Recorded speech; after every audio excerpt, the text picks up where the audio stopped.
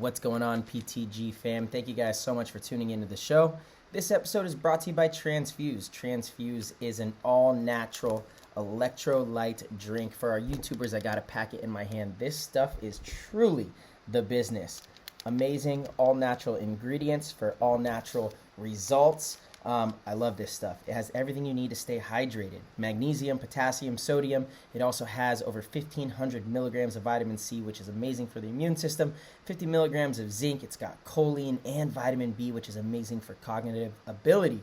I take this stuff every day, whether I'm working out or outside in the sun or doing anything. It doesn't matter. If I'm doing nothing, right before a podcast, before I go play, I take Transfuse. Transfuse is an awesome supplement, helps me keep some of my essential vitamins and helps me make sure to stay hydrated. Staying hydrated is a very important thing. A lot of people, most people actually, in America especially, are dehydrated. They don't even know it. You need to drink more water, and you need to make sure that you have the right electrolytes paired with that water. Transfuse is our go-to. We have partnered with them to bring you guys a discount on this product. If you guys head over to translabs.com, that's translabs.com, use code PLAYTHEGAME at checkout, you will get 10% off. It's a great way to support the show, support our sponsors, and I promise you're going to love the product. They also are offering an amazing thing for people that subscribe via our code. If you subscribe, which means you sign up for the subscription, you could have them auto ship whatever product you want to your house, to your front door each and every month. You get an additional 11% off, so it's a total of 21% discount. And like I said, if you guys try this stuff, you're going to love it. It tastes amazing. It's really good for you. It makes you feel better. And you get a pretty good discount by going that route. This episode is also brought to you by Heal Brand CBD. Again, for our YouTubers, I have some Heal Brand Nano CBD in my hand. This stuff, again, also amazing. Truly love this stuff. The whole idea behind the Heal Brand product is they use nanotechnology. What that is they have broken down the CBD molecule into a micronized formula. So it breaks through the cellular wall. Ooh, that was a tongue twister. Cellular wall at a much more effective rate than your traditional CBD. At first I was hesitant, to be honest. I've taken CBD for a couple years, and it's always worked. I've always really enjoyed CBD. It's been part of my daily routine for quite some time. It helps me get better sleep. It has a little bit of a calming effect. It kind of reduces anxiety. So I didn't really think it'd get much better. But my first time using this stuff, I noticed a difference right away. You literally feel it 5 minutes, if that, right after you take it, which is definitely not the ordinary for CBD. Sometimes you have to take it for a week or more for your body to really start feeling the effects of CBD. This stuff is awesome. What I do love most about Heal Brand, I actually don't have it with me, so for the YouTubers, I can't show you, but it's the knockout shots. And the reason I don't have it is because I take it every night and I'm all out. Shout out to Heal Brand. I need to order some more. But the knockout shots, they have all sorts of amazing ingredients in it. It has 10 milligrams of the nano CBD, but it also has things like valerian root, tryptophan, these all natural herbal ingredients that help you get a really good night's sleep. Sleep is so crucial. I talk about sleep all the time. Any product that is all natural, of course, that makes a big difference. You don't want to be taking your over-the-counter sleep aids. That stuff is not good for you. It's really bad for your memory. You wake up feeling foggy and hazy. You're not getting real quality sleep. It's like masked, like drunken sleep. It's not good. You don't want that. Anything that helps improve sleep quality that falls in line with the things that I believe in, the all-natural route, stuff like that, I'm all about it. And this stuff is amazing. I take a tiny bit of this nano CBD, the tincture, which you need much less than your traditional CBDs because of the nanotechnology. And one of those shots, especially when I'm traveling and I am out like a light and I get solid sleep. I don't wake up until it's time for me to get up the next morning, and I wake up feeling very refreshed. It's absolutely amazing, unbelievable product, amazing owners. The owners are paintball players. Huge shout out to Brad, owner of this company, supports us as players and the show Play the Game. So we are incredibly thankful for them, and we have partnered with them as well to bring you guys an awesome little discount. If you head over to healbrand.com and try out any of their products, you will get 10% off by using code PLAYTHEGAME at checkout. And you guys can give it a shot, see if you like it. If you guys are one of those people that struggles like I do, falling asleep, especially when I'm on the road, or if I have a big day ahead of me, sometimes my mind, it's really hard to shut the brain off. this product works very well. This episode is also brought to you by G2 Paintball. G2 Paintball is an amazing brand, amazing company that has supported us from the very beginning. They are very close to us. They're part of the Dynasty family, Rusty Glaze and Victor Gamboa. They are doing an awesome job out in Arizona. We actually just went out to have a 3-day Hell Week practice in Arizona to get ready for the World Cup layout to drop. And we went through G2 workouts before the practice started, and my goodness, they're intense. They are really, really intense. The stuff that they do, we talk about all the time. Dynasty uses the G2 program. It is so amazing for paintball players to understand the importance of being a paintball athlete, and that is exactly what G2 is designed to do. It's designed to make you a better paintball athlete.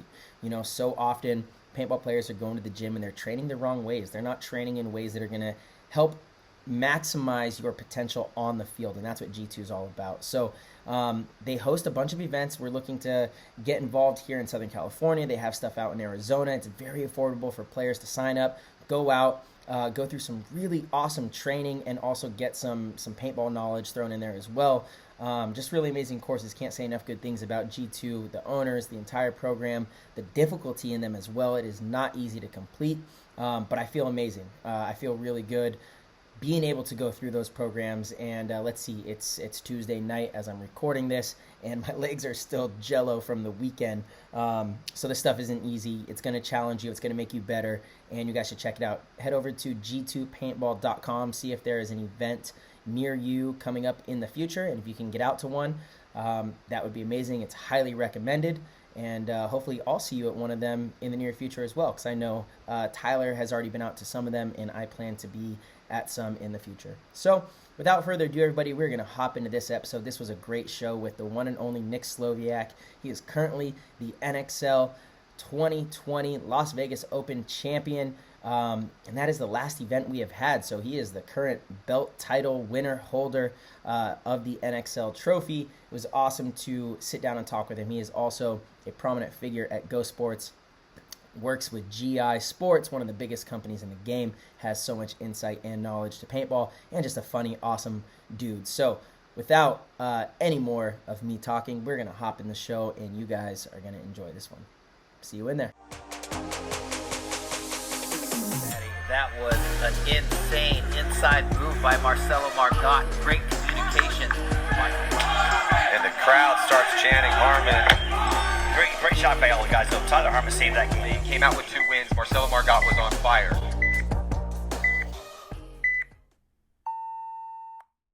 Mr. Nick Slowiak, we got him, man. He's in the building. Thank you so much for coming on the show, brother. Yeah, thanks for baby. having me. 2020 Ironmen, Las Vegas Open, world champs, NXL champions forever for life. What's going on, dude? That's like the best intro ever. Yeah, dude. I bet you couldn't say that the same way again. Yeah, no, these are all Off the one-hit cuff. wonders, baby, off the cuff. I'll take it. So, dude, how's it been? Where are you reporting live to us from, and how's everything going out there? It has been crazy Yes. last few months. Mm-hmm. The last few 2020s. The Yeah. only 2020. It's been wild. Ups and downs, craziness, madness. But I'm reporting live from the GI Sportz office. There we go. Lauderdale, Florida. Shout out to Oh. Florida. Yeah, GI shout out. Sportz. Yes. Yeah, there's a lot of I was gonna say there's a lot of news surrounding them too. I'm sure you'd like to be able to clear a little bit up, but we'll get to that a little bit later. Okay. No, he doesn't want to do that. I will do. Dude, Nick is a man of the people. He does a really good job of He stuff is, to people dude. all the time, man. Yeah, he's honestly a great ambassador of the sport. He's somebody that is always, it sounds silly to say always on Facebook, but Yeah. we need people like that, dude, because you're constantly clearing the airways for the companies that you represent. And it's a really powerful thing. You do it for paintball as a whole, the companies you represent, teams, all sorts of stuff. So I know a lot of people look to you for guidance or answers, or whatever it might be. Memes, paintball memes, standard, paintball troll, pro troll. Pro paintball troll has been having a really good time with your image and the memes. He also, I've been a victim on there as well. Shout out to Pro Paintball Troll. He's crushing it. So Nick, who is it, dude? You know? I have a very good idea of the conglomerate of people that run both Dude, pages. he's circling in on it. Wow. I What do you know- mean no, both I- pages? Well, the paintball Well- standard. I know a few. There's multiple Okay. people that run these pages, and I Yeah. know some names. There we go. Oh, drop He's some circling names, in. bro. My name's not Ryan Greenspan. I don't just Yeah, do you that can't stuff. just do that. Yeah. Drop we'll some have names. we'll have to eh? chat with them when we get to World Cup, and Yeah. see what's going on. You know what? We'll Yeah, talk this yeah, weekend yeah. when we practice. There we go. Yeah, dude. Heck yeah, man. We're going out to San Diego. We're all going to be in Oceanside, practicing out there at the amazing field that Fran runs, Victory Paintball Park. And thank you to Fran and Nikki and everybody out there who supports us and lets us play out there. And we cannot wait to get these practices rolling. We got the field layout that's dropping on Wednesday as well. So it's about to be party time. Yeah, when you guys are listening to this episode, it'll be the field layout Yeah. will be dropping same day. So very That's right. excited, very, very excited. We'll actually be breaking that down. I don't know if it's going to be me and Nick or Nick and Nick Laval, but the BKI crew is going to be breaking that down as well. So if you guys are interested in a little inside look before anybody gets on the layout, that's a great way to do so. We always have fun with those.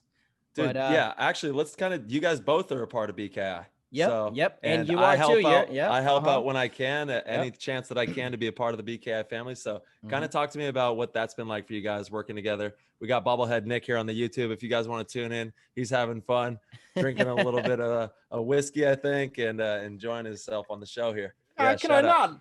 I got my two West Coast brothers. Yeah, baby. Woo! Hey, cheers. You know what? Cheers to you, Nick. Cheers, Marcel. Salute, Yeah. boys. Salute. Nostrovia, Prost. Nostrovia. Yeah. Dude, Nostrovia. I'll tell you one thing. If you're gonna get on the topic of BKI, Yeah. there's two things. There's like, I guess, two organizations you have to really recognize. One would be Grayson and Scott Kemp, Grayson Goff and Scott Kemp. Yep. Years ago, going, I think 7 or 8 years ago, doing the whole BKI thing, starting it up, Best Kids in. It is now Paintball, but for the Texas guys, for the X Factor guys, it was Best Kids in Texas. Yeah. And Scott was on X Factor. They won the 2013 World Cup. Mm-hmm. It was insane. But they started a program where Grayson was always someone that I had known to really want to teach and work with individuals to make them better. He really embodied the get your head blown off, punch someone in the face, earn your way up, earn your keep, earn it the hard way through paintball in Texas. And I can remember listening to him. I did a clinic with him in Dallas years ago, and listening to him talk, and I was like, Grayson's very soft spoken, but I wouldn't want to be on the wrong side of Grayson, man. Like, he's amazing. Intense. Yeah. And he's smart. He's really smart. That guy, don't sleep on Grayson, one of the better paintball players to ever do it, and absolute wizard when it comes to knowing how to run a team and get things done, Yeah, and he's back and he's playing Cup. He's the godfather behind Whoa. What? All right, breaking news. You heard it here first, ladies and gentlemen. Playing with X Factor, huh? Yeah, Hey, playing with X no Factor. way. First of all, that is extremely Dude. bad. We're going to dive into that. But real quick, That's amazing. Nick, sorry, I do have to bring this up for our listeners. If you're listening, just pause for a second. The YouTubers, we're sorry. Your camera's kind of zooming in and out and getting really blurry. Okay, you know It's about kind it. of fun. Okay. Your mic disappears. My face goes out of focus. I don't know what to tell you. Okay, This is okay, fun. no problem. I hit the thing. Our and show is predominantly podcast anyway, but we listen to This my is- voice. Yeah, this is perfect. This is perfect. I like it. Okay. So, dude, this is crazy. Grayson is playing World Cup with X Factor. He's Dude, back. he's one of my favorite dudes ever, and he was one of the originators, like you said, of BKI. Now today it is one of the powerhouses of training for paintball. It's a database of knowledge for people to go and just learn about how to be a better paintball player. And you guys put out custom content for everybody. So kind of talk about that whole experience of being a part of that family. Well, it's again, so as I was saying, it's two groups, right? It's Grayson and Scott started it, and now it's transitioned into Anthony Laurie and the whole Boston paintball kind of community. That's expanded to Marcelo, Ryan Greenspan, Greg Sewers, Nick Laval, Spica, yourself, you've joined in, myself. And for me, it was really cool to see that all kind of come apart together, because I was doing the combine with Anthony since like 2012. Yeah. And to see it kind of like to him get a hold of Grayson and then to work out a deal where Anthony kind of took it over, and for him, along with the help of Rusty Glaze, to expand it into what it is now, is just probably the biggest paintball knowledge database there is that you can find that's digitized for any player that's serious about tournament paintball to become better. And it's got everything. It's got everything. That's right. And it's got the greatest people backing it too. Like everybody that's a part of it, the obviously the core, everybody is just rock solid. They're just amazing people. And it's like you said, it's a database of knowledge that if you are trying to figure out the ins and outs of how the pros figure out paintball and how they execute the maneuvers and the thought processing, you can't go any further than BKI and what you guys have provided there. Pretty amazing stuff. Yeah, totally. No, it is. And, it's already started to really pay off. I mean, obviously, Austin Beatty was one of the first ones to turn pro. He's playing with AC Diesel now, coming from, from our combines and camps. He's been to the summer camp. He's been to the combine a few years in a row. He's a BKI member, all that good stuff. We now have some news that was broken last week. You guys, the Ironmen, seem to have picked up another. Who broke the news? BKI members. I don't know. I can't remember. What's that guy's name? I think he's pretty popular in paintball. He's pretty good too. He's other on Godfather. a Facebook show. Yeah, Wingspan. The old Ryan Greenspan. He is the news outlet of the year. Come on, man.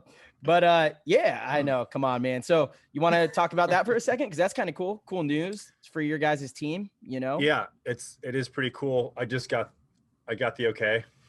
I did a quick text on my phone, like, is this cool to talk about? Here we go. I got the approval. But Christian Martinez from Bro Army out in Utah it hasn't officially been posted via the Ironman, which I think is one of the coolest announcements that they do, the whole procedure that Ryan ruined for announcing players and how they do it all at die and yada yada. But he has been picked up by the team, which is really cool, because when I first came out to California to essentially kind of like try out for the team, Todd already had a private tryout, an invite only tryout, where Christian was a part of, and a lot of other individuals, mostly from the West Coast, but kind of from all over, came and tried out for the Ironman. And then I couldn't make that weekend, came to the next weekend. That's where I met Christian, and I played a lot of points with him. And he was invited to come back essentially every weekend leading up to Vegas, because that was 3 weekends in a row to Vegas. Wow. And I thought he was gonna be on the team then. Like, he would have been the 10th guy. I was like, this kid is shooting people. He's shooting the Russians. He's shooting Chad George. He's cross field from the Dorito side, which I was like, I like that. There we go. I like that. Yeah. I like that a lot. Anytime you could get Chad George off the field, your team's having a better chance of winning that point. Yeah. Yeah. Oh yeah. Absolutely. But he played really well. He had a lot of good points. He gelled with all the guys very well. And I think he's like 17. Yeah, dude, that's young. crazy. 17. Kind of reminds me seeing a video of like this really young kid that was like 14. Yeah. By Bob Long back in the day. Dude, they're out there. They are out there. They're out there. Uh-huh. Yeah, it's crazy that you talk about that, and the chemistry is so huge too. Like, that's a pivotal aspect of the team camaraderie and getting those successful wins and turnouts. So yeah, he's probably the youngest guy that you guys have had on the team in quite some time, right? I mean, I'm the new guy still. Yeah. Yeah. Marcelo, you played on the Ironman. You tell me, you were young when you were on the Ironman. I Greg, was 15. I was 15. But they also, Brandon Cornell was on the Ironman. I think we picked him up when he was 17 as well. In 2014. I think it's been a little while since they've picked up a youngster like that. Yeah, well, totally. This year we picked up Peyton Travada, and he's. Oh yeah. I think he was 18. Mm-hmm. Whoa, I think he was 18 at the beginning of the year. Now he's 19, or maybe he's 19 and going to be 20. But we picked him up. And that kid's a killer. Yeah, he could be really good. He came up through the Aftermath camp as well. He played under Mike Hinman. He was just a little young back then. I think he was like 15, That's crazy. Works for you. You need some. Yeah. It's I don't understand the difference, because you don't see that happening. Well, you know what, you do actually, and we also are going to talk about this because also part of the BKI program, Colton Dahl and Ben Slofer have just gotten picked up for a semi-pro team called Adrenaline at World Cup. So that's pretty dope stuff as well. Which news is going to be breaking? We're not going to be able to focus on any one topic. We got all the news, baby. It's been like a week since we did a show, so we decided we're bringing Nick on. We got all the news. We're booming. You're using me for my news. This was my news. It's okay. Yeah. Oh yeah, that's right. That's right. Dude, yeah, Nick, you are a database too, man. And for anybody that follows you on social media, super fun times there. Where can people follow you? We're gonna recap at the end too, but where can people follow you at? Paintball troll, pro paintball troll. Yeah, any troll page, you're bound to find me on there, making the headlines. At Nick Slowiak for Instagram, and then I don't know. I guess just search my name on Facebook. Yeah. No, dude. Don't Snapchat me. I don't have that. I got rid of it. He's always having fun on there, and messing with the paintball troll and rolling around with that old troll and having a good time. Yeah. But yeah, no, that's a lot of news. I mean, yeah, picked up Christian. Yeah. I'm really excited to see him get out there and play. If you want to backtrack a little bit, why did we pick up Christian now? Well, yeah, few things have happened. What's happened since your guys' big win in Vegas, which we need to talk about as well, because the Ironmen haven't won in 10 years. And so that was a massive win. You guys came in and played extremely well. I thought you played extremely well. As honestly, when you look back at a lot of the wins that the teams that you have played on has had, you've been kind of a standout, steady hand. Right. And it's someone that doesn't get a lot of, well, no, I kind of relate it to Yosh, actually. If you go back, like before I got on the team, you'd always look at the events that Dynasty would win. And the typical stars on the team did what they do anyway. But it was when Yosh would play really well, it was almost impossible to beat Dynasty, because he was like the steady guy that would just keep everything together. And I kind of feel that with you, to be honest. I really do. You look at your wins with X Factor, even back all the way back on Houston Heat. I never thought that you got enough credit on that team, a team full of superstars. And I always thought that you had played really well for them. And, I think it was the same thing with the Ironman. You were in that back center, just, dusting his shoulder off. I mean, this has been like the shower Nick with good compliments thing. Yeah. Hey, welcome to the party, dude. Let me just say, I'm going to take full credit for you getting on the Ironman. And Marcella, you were there. Remember when we were in Boston and we were all together, and that was where we planted the seed of you. I was like, oh, Nick, here's what you're going to do. Boom, boom, bow. And then here's what happened. Look at you got on the Ironman, and boom, boom, bow. You won the Vegas Open. So damn, dude, where would you be without Ty? Yeah, I'm going to have to take full credit for that. I don't know. I think you need to cut a little piece of that trophy off and send it to Ty. Yeah, let me get a slice. When I get out to die on Friday, I will chip off a little piece. There you go. Make sure no one kills me as I leave the building, and I'll give it to Tyler Saturday morning. And then I'll bite a piece off of this World Cup trophy for you and spit it your way. Ooh, yeah. Ooh, I like that. I think we're keeping all that. Yeah. You don't get none. No, but it's just crazy how full circle it came. Like, we all did the BKI Boston get together out there at the end of last year before all the madness set in. No, the combine is at the beginning of this year. I think. Oh, that's right. January. I mean, at this rate, dude, who knows? I know. It's just a cluster. It's been crazy. It was so cold out. Yeah. It was cold. That's it was winter time. Yeah. Oh man. Yeah, but I mean, I definitely appreciate that. I actually think, in going back and looking at and watching all the games, I think I probably was honestly one of the weaker links on the team. Like if I were to, in watching our games, if I wanted to pick on us, aside from trying to shoot LJ or Peyton, Silos or Thomas going out on the snake side, I would have been the guy on the Dorito side bullying me. There are a few audibles that Todd would give me, or I would see based on our opponent's setup on the box, where I would either shoot back or sit in the blind zone, either shoot cross or shoot heads up to try and shoot somebody. But once you made it to that first big Dorito, if you stood up tall, you can't battle. You couldn't battle your mirror. You could just wrap and play the back center. And there was Stapula on TMG. We went down 4 points on Sunday morning because of the darkness in our prelim game, and he was working me. I think I was like, man, I told Todd, I was like, dude, I don't know if I go in the way A-Rod, Corey, or Al were playing, they couldn't control that Dorito player from moving forward, and the player would just go. And if you had a good center punch or push with that, you were in a bad way.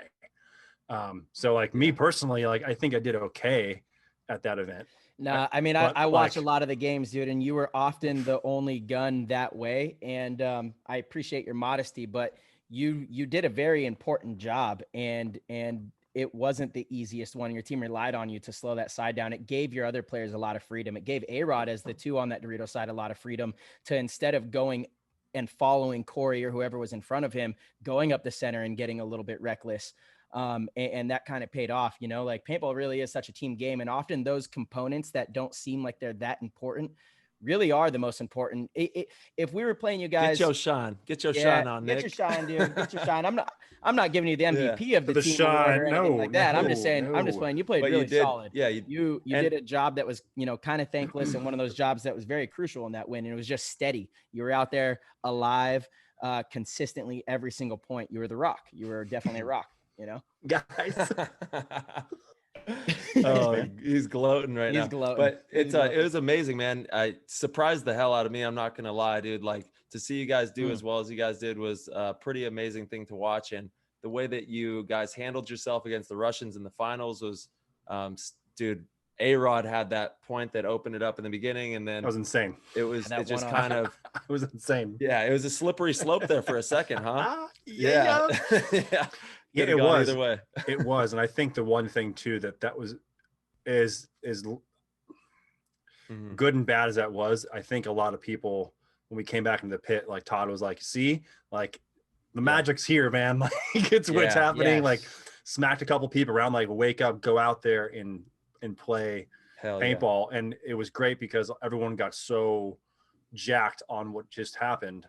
And it was like, okay, well, there's first blood's in the water. You know what I mean? Let's go out there and finish it. And it was kind of interesting because being both die teams, we were staging together behind die. So it's like, hey, Tyler's on the team. Screw the blue, wear the red. Breaking news, Tyler Harmon leads Dynasty right before the event. I just changed my background to an Ironman background for old Nick here. And I realized it was on Level Up Sports, which from the last show. Yeah. But shout out to Pando. Nothing wrong with shout out to Pando. Let's go. Well. Yep. Right. But Nick, dude, that was crazy because this is such a momentum game, right? And say that first point doesn't go that direction, then that energy that you guys fired up after that isn't the same. And it's that simple. Like, you have one big moment, you capture that big moment, it sets the tone for a whole new reality that you guys created. And I'm not saying that you guys wouldn't have been able to get it done, but it just sets a whole different tone for you guys. And it was fun to watch, man. That was a great finals. Well, that's funny you say that, Ty, because that's actually exactly what I was going to ask. You know, you obviously never want to say that 1 point is the only reason, but many times it does feel like you can go back in a match and say that 1 point was what did it. If you guys didn't win that first point, do you think you would have won the match? It's really hard to say. Because they play different too once they go up. Yeah, I honestly, I think too, after like kind of scouting them as much as we could, I was surprised knowing them, playing them last year in Philly with X Factor when we got our first win of the year. You know, we were up by 4 points and they came back and went to overtime. Like what that team is capable of and what they have done is like, you don't want to sleep on any team, but like they've had the practice and been in those situations. You know what I mean? Like, so I was kind of surprised the way the rest of the game panned out in the way that they played. But I think it's tough to say. I mean, I felt pretty confident because, you know, again, we were down 4 points to trade my gun, and like Todd got everyone together. A-Rod stepped. Everyone on the team said something to get everyone back on their feet and stay focused on what we were supposed to do. We made adjustments. We came back and we ended up scoring like 13 straight points. Yeah, like through 2 matches. Like it was insane. So I definitely think that the way A-Rod pulled that point out, the way he played, the energy that he brought back in, his focus, you know, because he was excited, but he's pulled points out like Dynasty. Team won Vegas with the first Vegas event, and he pulled the crazy ass run through against Impact. You know what I mean? So, you know, he celebrates, and he did when he pulled off that point, but he came back in and was like, that's 1 point. Todd reeled everybody back in, but everyone was everyone was brought back into tune. Like we were all out of focus as I wasn't kind of dejected, like, we got shot first point, like, and then that happened and it was like, okay, back into driver's mode. Okay. Go back out there. You know, don't do this, don't do that. Let's talk, let's go. Yeah. And then, you know, I think that's so hard to do, to get everybody into driver's mode. Like you're talking about, like, cause like you're saying, Nick, you go out there, people get shot, and then their thoughts start heading in the different directions, and to keep everyone in driver's mode in the moment, in the present, to attack each moment and not be lost anywhere else. That's a fucking hard thing to do, man. It is really hard. And it's one of those things where I think, and it's probably different for everybody, but you just have to try and treat that game like it's just any other game, and just keep doing what you do. Like, stick to the basics, talk to your teammates, stick to the game plan, call out any little changes you make, ask for help, go to the coach and tell them what happened, and take that feedback. If the moment presents itself, try and be a hero, like go for it. Totally. But if it doesn't work, remember that. Don't do it again. That's right. But dude, that was intense. That's a great question though, Marcel. Like, I mean, I think we would have won if we lost that first point, but I mean, that point, winning that, I mean, I think we went up again 3-1 or 4-1, and we were like, yeah, here we go. We got this. Either the sun's setting and Jason's going to call it, or we're gonna drive this one out and pull it out. It was insane.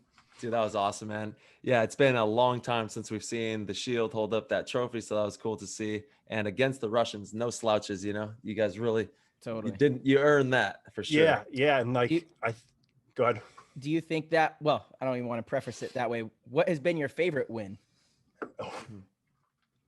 Favorite win? Yeah, would that? I mean, there? that one's up there because I never thought I'd ever play for the Ironmen. Like growing up, I was like favorite win would be for my first win in 2011, pro win, 7-man Aftershock. Aftershock, yeah, right, 7-man against Dynasty in Vegas. Yeah, like, that was insane. Yeah, and then I remember that to like this last one, which is weird because this season's been there hasn't been one. Right. To be with Vegas, with the Ironman. And again, I never thought I'd be wearing the shield, wearing red. Like, I hated red. Like, to me, it was blue, and then we had to wear green, whatever, you know what I mean? And then I went back to red with heat. And for the listeners who don't know, Nick is from the Chicago area, so bleeds that blue Chicago Aftershock. They did change the color to green, is what he was talking about there. And then he's played for a gambit of other teams. Like you said, Houston Heat, and you've played for teams all over the place. You're one of the best ambassadors for paintball, and it's been really cool to, he gives me a funny look, but you know it, man. He's been doing a lot of really good things in the industry, and if we had more people like Nick, it would be a completely different game. Just point blank, we need more people like you who are actively in the community, in the industry, and doing big things for paintball. It's Thanks, huge, man. Yeah, guys, stop. So, but what I don't want to, I'm done. Don't worry, we're gonna tear you down soon. Yeah. We're just building you up to tear you down here. But favorite win would probably be those. Those two. Yeah. Wow. Yeah. I mean, like, I always wanted to win with Aftershock. It was always and this ties into the Ironman so well because Aftershock hated Ironman. Everyone hated the All-Americans more. That's right. That's right. Well, yeah, middle ground there. But I'd always go into the store and see Rennick and just kind of shoot the shit with him. And you would see all of the 10-man trophies and world championship trophies and European titles and 5-man titles that Aftershock had won. You'd see Gary Knoblett's jersey and Spud Jackson's jersey, and a lot of, to me, growing up in that area, and there only really being Aftershock, you aspired to be on that team. And if you were a paintball, like, kind of fanatic, I guess, and passionate about it, you knew who those people were and you knew what they accomplished. So to me, I always wanted to be able to put a first place trophy on that mantle.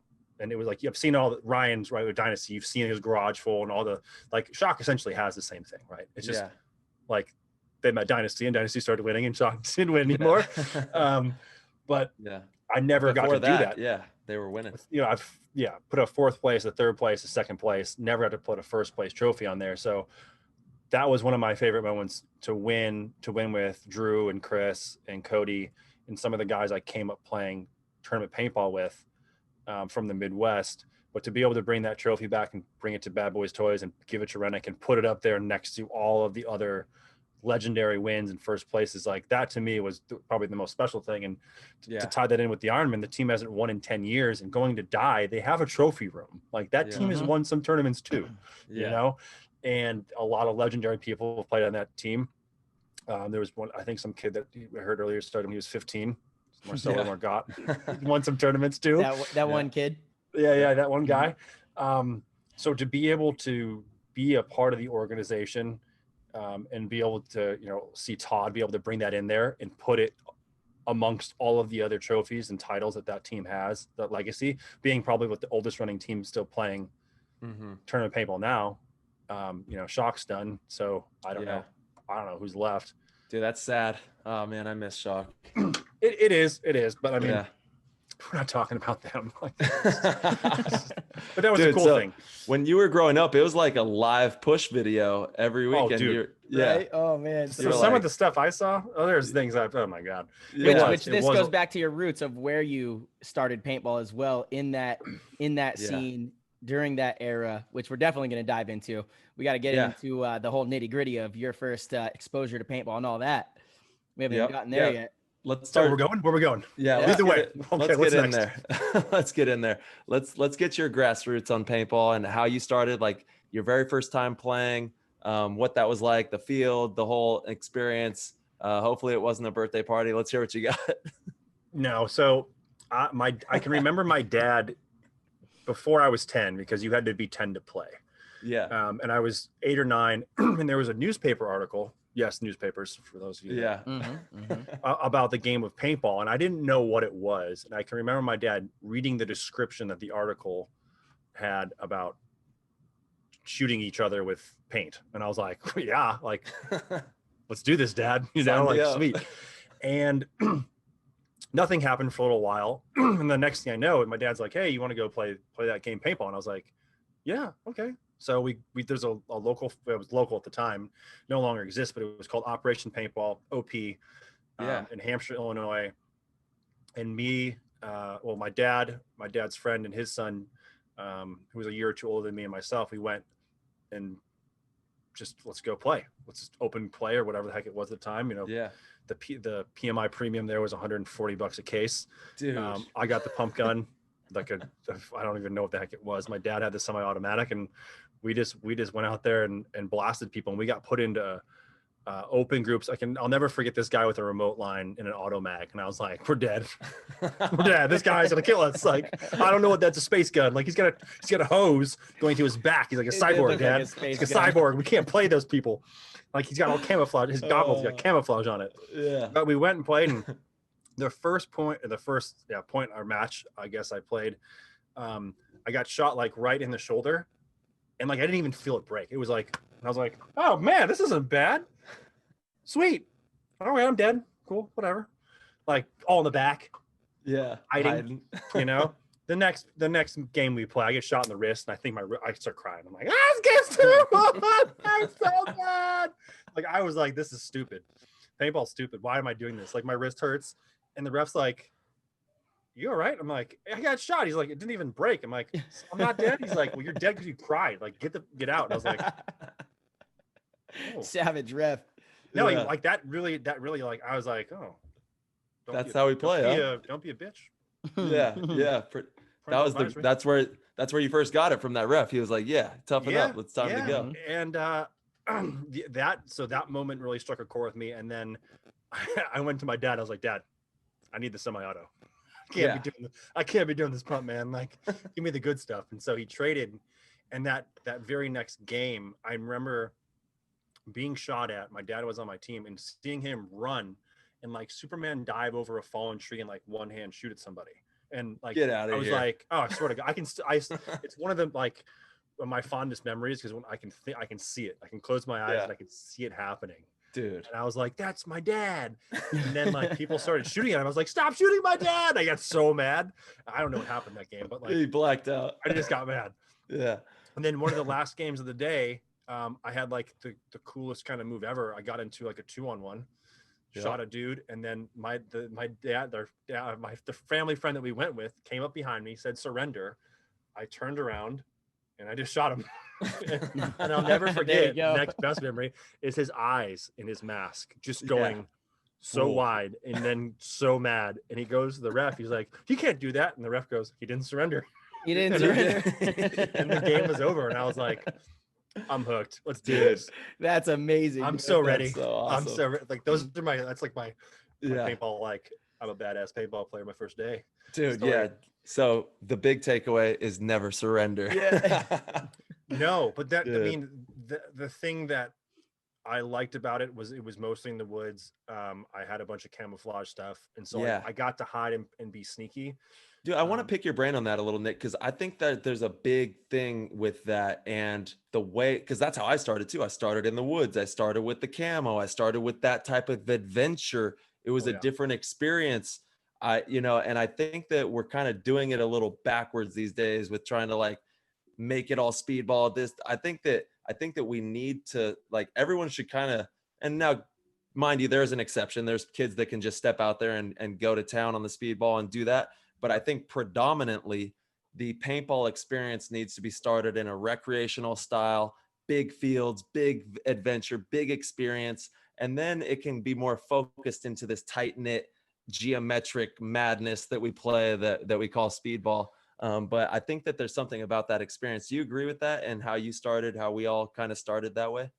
I do. I mean, we could talk about this for a while. Like that's a very, that is a very dynamic topic. Because I mean, this was 1995 when I first played. I was 10. Like there was no, at this field, there was no sup air. Yeah. There was no, like the speedball was fences. There was a trench field. And I don't even think we played a speedball game. Like we played in the woods, and I was perfectly fine with that. Like I hated speedball. I was like, those guys can see me right away. That's not fun. It's not fun. Why am I wearing camo? Why do I get all dressed up? Like I don't want any part of this. No, I feel you on that. When you look at where we're at today, it's like trying to tell kids that they can't go on the internet, like how do you avoid, and it all depends on where you're located, what region you're in, what field you go to. But for the most part, when paintball comes about now, especially through media, like the videos you're going to see of paintball are going to be of people getting the shit shot out of them. That's right. High rates of fire, paintballs exploding everywhere, slow motion, which something on a tournament field. You don't really see a lot of videos of woods ball stuff, at least in, for what we do. Yeah. And that's how I came up watching Push. Like that's all I watched was like woods ball style, so it's like got this whole different nostalgia for me at least. And I'm sure I'm like the old horse or whatever, they're like, all right, but we're old now, Ty. We're old. A lot of kids. I know we are. Exactly what we're talking we about. We are old. Well, it's interesting you said that though, because remember what you said to me before though. You said, hey, I want to pick your brain about how you got into paintball. I hope it wasn't a birthday party. Yeah. That plays a huge part of how people are first introduced to playing. I went to play with it was 4 of us. Yeah. And it was an open group, and we joined. We were an open group. And actually, I hope it was a birthday party. Shout out to all my birthday parties out there, because that's how a lot of them are getting into it. So shout out to the birthdays. Happy birthday. There you go. Yeah. But that's huge, right? Because it's one of those things where I think, and I like to think that the thought process probably is the same 20 years ago as it is now. If you're a smart field owner and if you're still in business, is if you're coming out for a birthday, that's right, and the group of players is relatively young, you're not going to throw them to the wolves and let them get the crap shot out of them, right? That doesn't make any sense. You want that group to get hooked. You want them to come back. You want them to put their money into your park, and that to become a sustainable or repeatable business.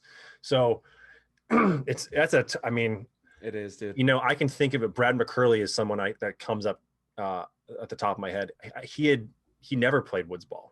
His first woods ball game was a big game, and he didn't even want to play. He was like our satchel guy. He had like a bunch of extra tanks and paint in his bag, and was just running around giving us stuff. Brad, and he would run up and give us a tank, and then he'd give us a bag of paint. But he started playing. He's like, no, thank you. on a tournament field. Yeah, he played airball. He never played in the woods. What year did he start? McCurley's gold. 2000, 2009 maybe. 2010. No way. Oh, that's wow. awesome. I mean, I don't know when he started playing tournaments, but Sure, when he got on Shock, it was somewhere in that vicinity there. Yeah, because he came 2010. He was playing 7-man with us. We took Joy's spot. Oh, in the okay. MPPL, So he didn't start with playing in 2010. No, I don't know when he went pro was 2010, I believe. Oh, gotcha. Okay. Or maybe 2009. There's certainly 2009. It was 2009, but I think 2000, maybe 7 or 8 is when he started playing. It took him 2 years. Yeah. And then he was playing pro with Shock. Yeah, he's been doing really well. I'm a big fan. He just picked it up. So, he was like, woods? I've never played in the woods. And I was like, what did you just say? Yeah. We're going in the woods. Like, Yeah. He's like, well, I'm not going to play. I'm like, you're carrying all of our stuff, man. I don't know what to say. Just get out there with us. But Yeah. I mean, I would think, again, the majority of, and this is where I come into conflict with a lot of people online. Mm-hmm. So many people, and it to their, they love tournament paintball. Yeah. They play a lot of regional stuff. They play NXL events, national stuff. Like, the broader base of our game is the people that go to their local field a few weekends a month or a year and get dressed up in camouflage and have their own basic That's right. equipment and play. Like, and they're paying That's right. a lot more money, like to go out there and do this That's stuff. the bread and butter. That's it, dude. Toast Boom. my bread.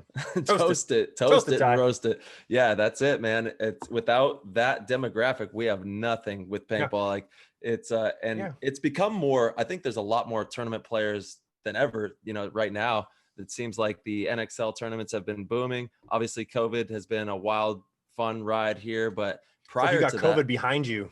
yeah, dude. Oh man, Right, yeah, it's been, yeah.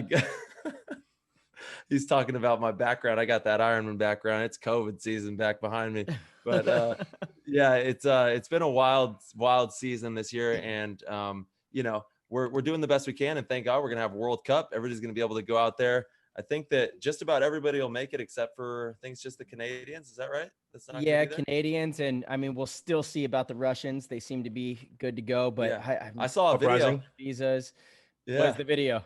It was Smotrov. They were on the Russian Legion Instagram saying that that they're coming or whatever. So, yeah, no, like that's definitely the plan. So yeah, again, just things can change. I just still can't believe that the Ironman winning caused a global pandemic. It's just crazy to me, dude. It's mind-boggling. Sorry, guys. It was what that happens rare. in Vegas, It was that what rare happened of in a Vegas thing. did not stay in Vegas. Okay, it escaped Vegas. Oh man, it did fast. Holy moly. Yeah, but I mean, I don't know. I think paintball at the ground level is like it should be the focus of anyone in tournament paintball now, especially if you're not playing tournaments. People, anyone that says paintball's dying, like are you currently playing paintball? If you're not, shut the hell up. If you are playing paintball, go out to your local field and work with walk-ons and go play in the woods and have fun and help people and encourage them to want to come back and play.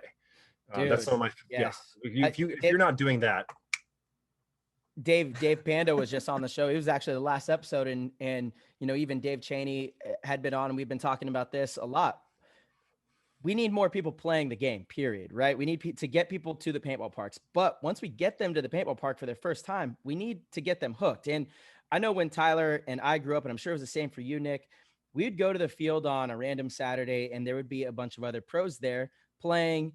They were very welcoming. They would jump in with the recreational players, and they would let you get a taste of that. And for me as a young kid, it made me want to be there every weekend, like maybe I'm going to see David Williamson or Steve Harvey, some of these old school guys, Billy Wing, Yosh Rao, maybe I'm going to see some of these guys. Maybe I could get games in with them. So I always wanted to come back to the field.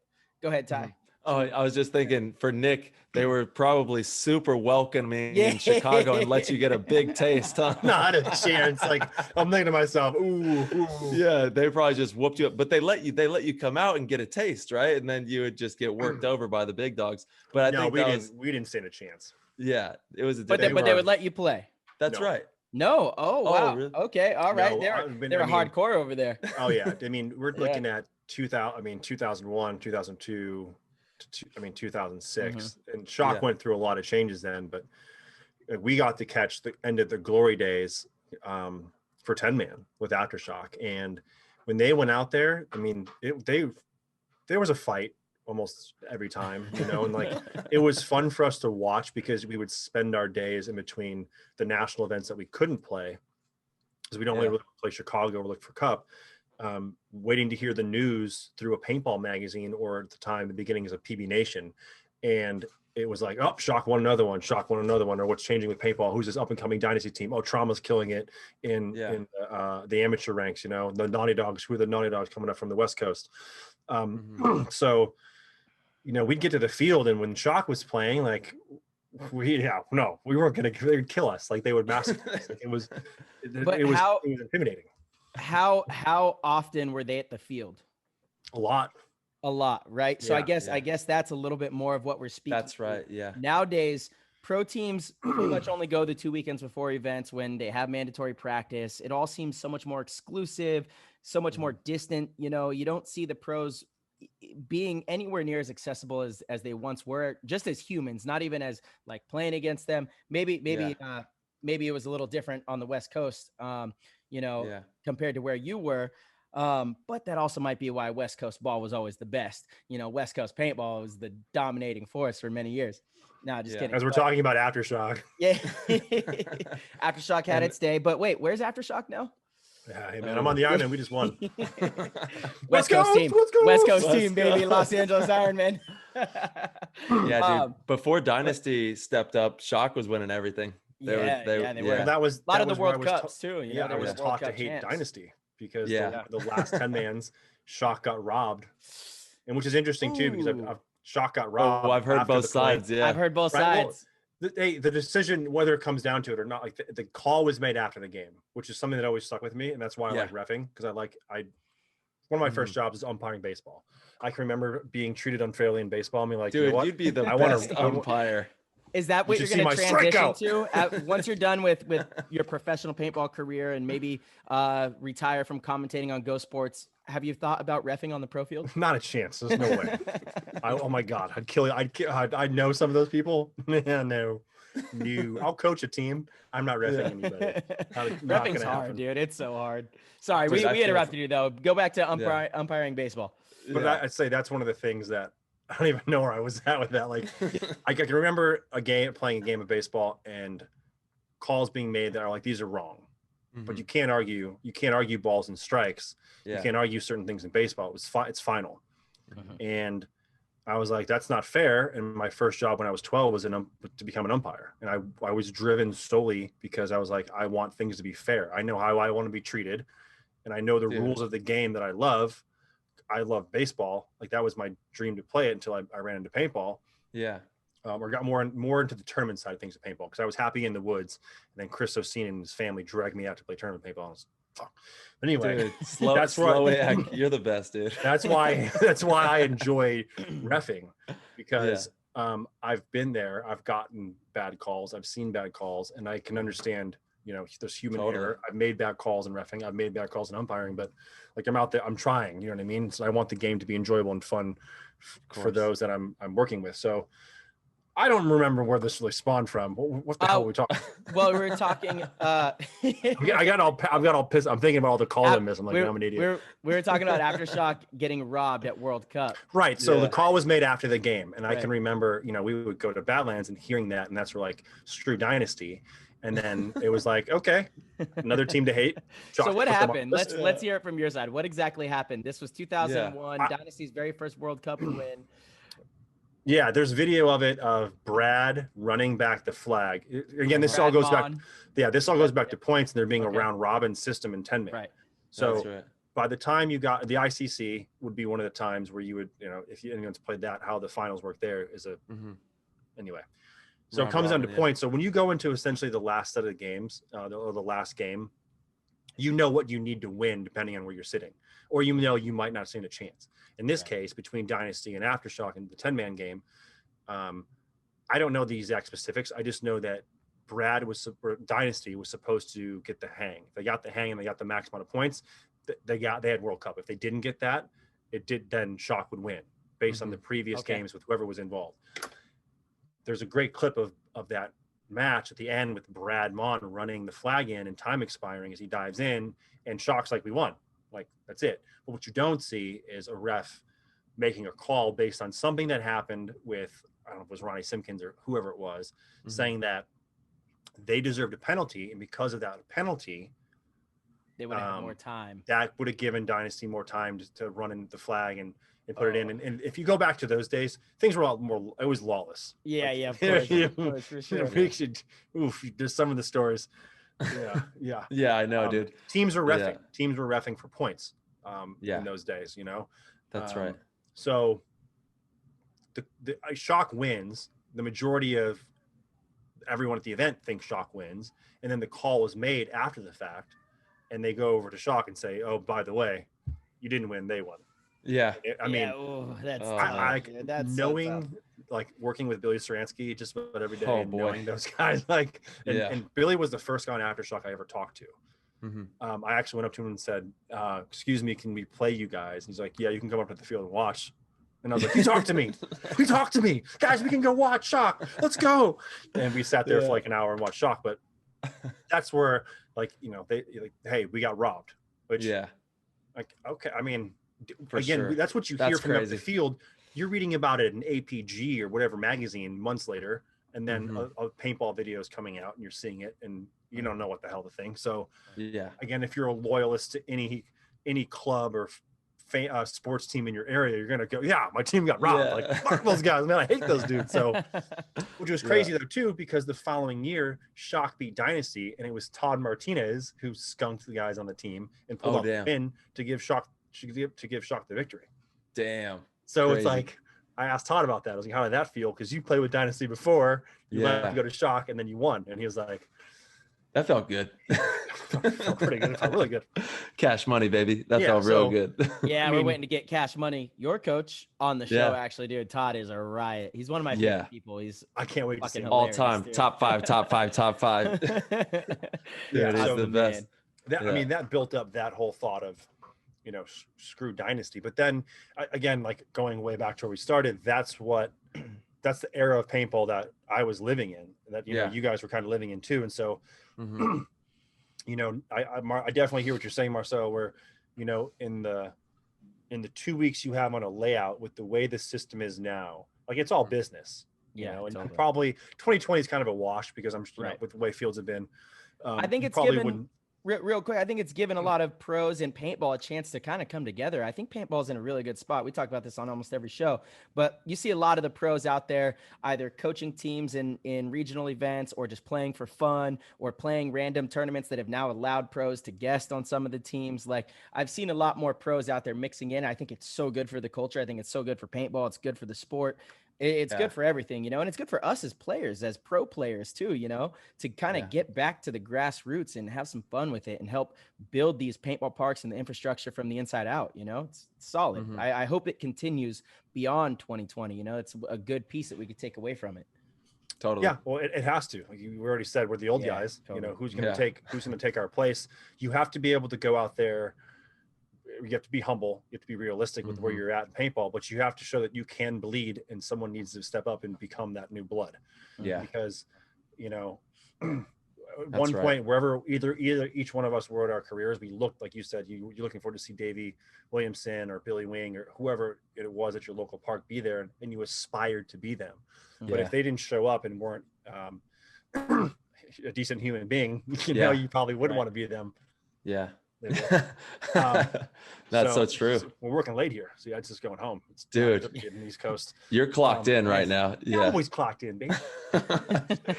There we go. Flashing, he just popped his GI shirt on him. That's right. Welcome to the office. Yeah, that's it.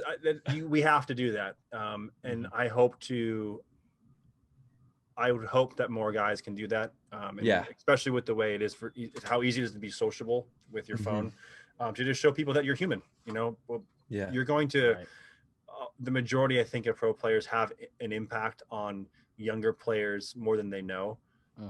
And if you just take that extra step, or one, you just be more self-conscious of what you're doing, and just go back and talk to people, you're probably going to tie a lot more people in to continue to play, and, you know, one day hopefully reach the same level that we're at now. And there's something so fresh about that human experience, especially in today's day and age with all the telecom, all the digital interface, the way that we communicate now in this modern day and age. When you get out to a paintball field and you're a real ass person, you're a human being, like, you know, just like you said, we bleed the same. We all have, you know, a lot going on. It's been crazy times. And when you go out to the field and you just enjoy life together and can be a human, it's a game changer for the community. You know, it's one thing to be on the internet and be doing things there, but when you step out into the field and you tap in with the community and you actually are there, you know, helping in any way you can, being a part of the games and just being a good person in the community, it's a game changer for everything. No, I think that, and that is everything. I think that is, because I'll tell you what, like, I'm probably looked at as an asshole online. You know what I mean? Like, I really don't mess around when it comes to some topics, and I've definitely gotten myself in trouble more than He's once. having fun. But like, it's one of those things where I am passionate about the game of paintball. I want people to love the game and get where I'm at. Should that be what they want to do? So like, it's real, you know, and it's one of those things too where times are changing, and it's a lot easier for people to just jump on line and express themselves when it's like, hey, let's come out to the field, let's spend all day, we don't have to hang out, play airball, let's just have some fun, let's bring back the game to what it was for us, and take someone out in the woods, or turn your gun on a semi-auto, or grab a rental. You know, you know, if there's a field one gun laying around, maybe try it out. I know my preference at the Diam 3. There we go. You do your own thing. Shoot paintball guns. Shoot paintball guns. Just shoot paintball guns. That's what we need. We need everybody shooting paintball guns. Paint at the, whatever. By HK. Shout out HK Army. We'll have a battle on here. It's like a rap battle. Let's go. Yeah. Oh, he's crinkling it. There it is. He's got the paint right there in the office. That was that green shell. There you go. Ooh, yeah, this is some good stuff. Let's see if we can... It sounds crinkly. It sounds bad. Sounds crinkly. It sounds stale. Let's put the bad paint away. I put some potato chips in there. Yeah, there's chips in that one. Dry out all the oil that's in her paint. I mean, oh, whoa, kidding. Hey, there we go. Jokes, guys. That's the trick. Oh, yes, there we go.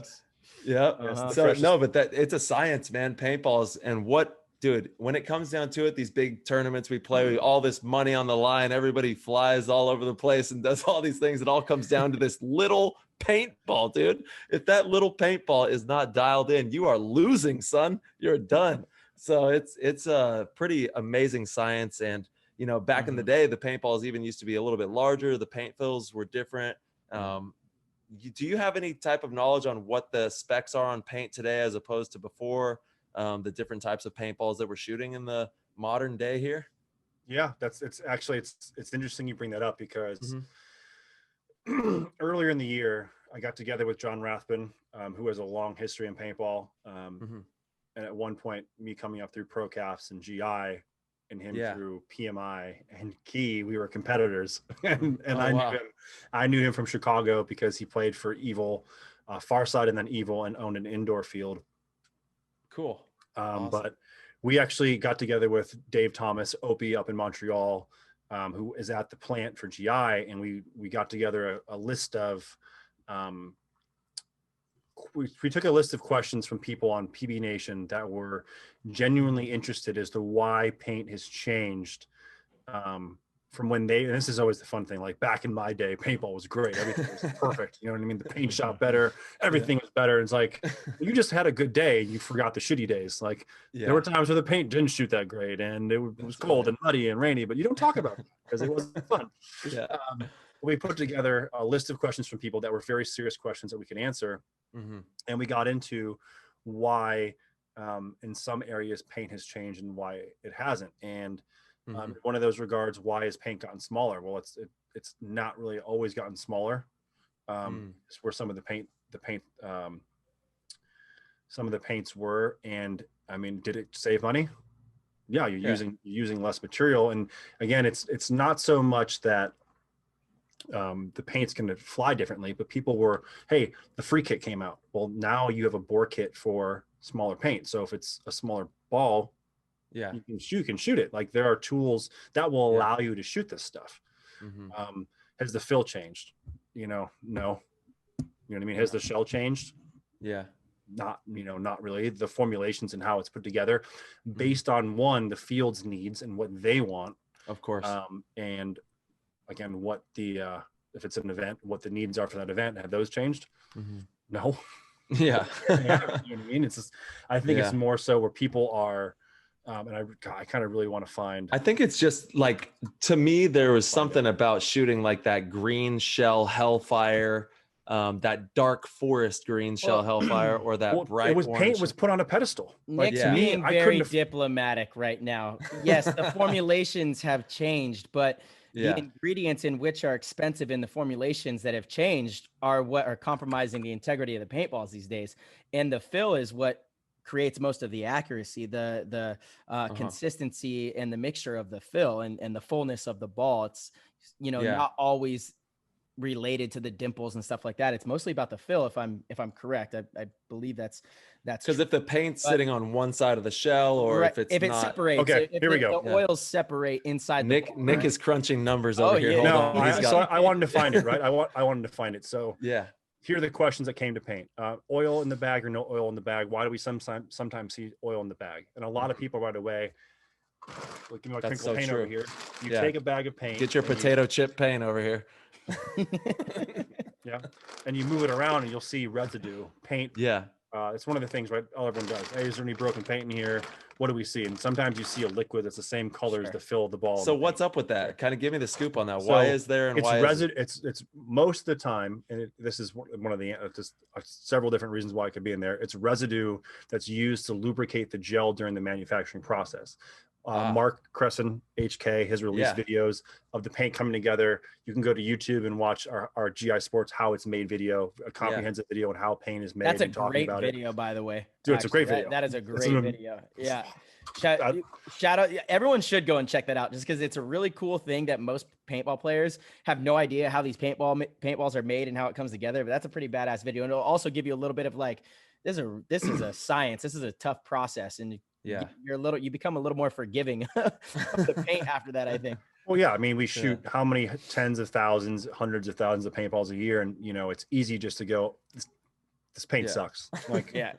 Okay, well, there's, and that's where, to me, like, I probably go on the offensive or defensive a little bit more when it comes to people saying that online, because it's like, okay, well, when did you buy it? How is it stored? Where did you put it in your, did you leave it in your car when it was 90 degrees outside with the windows up? Like, it's going to bounce. You know what I mean? Like, there is a science to how you can you treat your paint. It's like a fine cigar. Paint is like a fine cigar. You got to store it right. It's the truth. And it doesn't matter what grade it is. It doesn't matter what paint company it is. Like, it's always interesting to me when I see a post online, someone condemning APX or HK or ProShar, GI. I'm like, look, dude, like, as much as you want to be loyal to your brand and your sponsors or however you got your field, like, every paint manufacturer goes through the same issues. Totally. And for sure. Like, everyone will come you out. Look at it.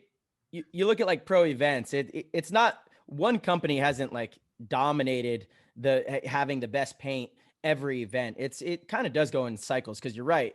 These companies do kind of shift back and forth, and they all go through the same issues. And sometimes, like, maybe a batch doesn't come out as good as previous batches, and there's so many things that go into it. Like Nick is talking about here, like, you have to ship it properly. You have to store it properly.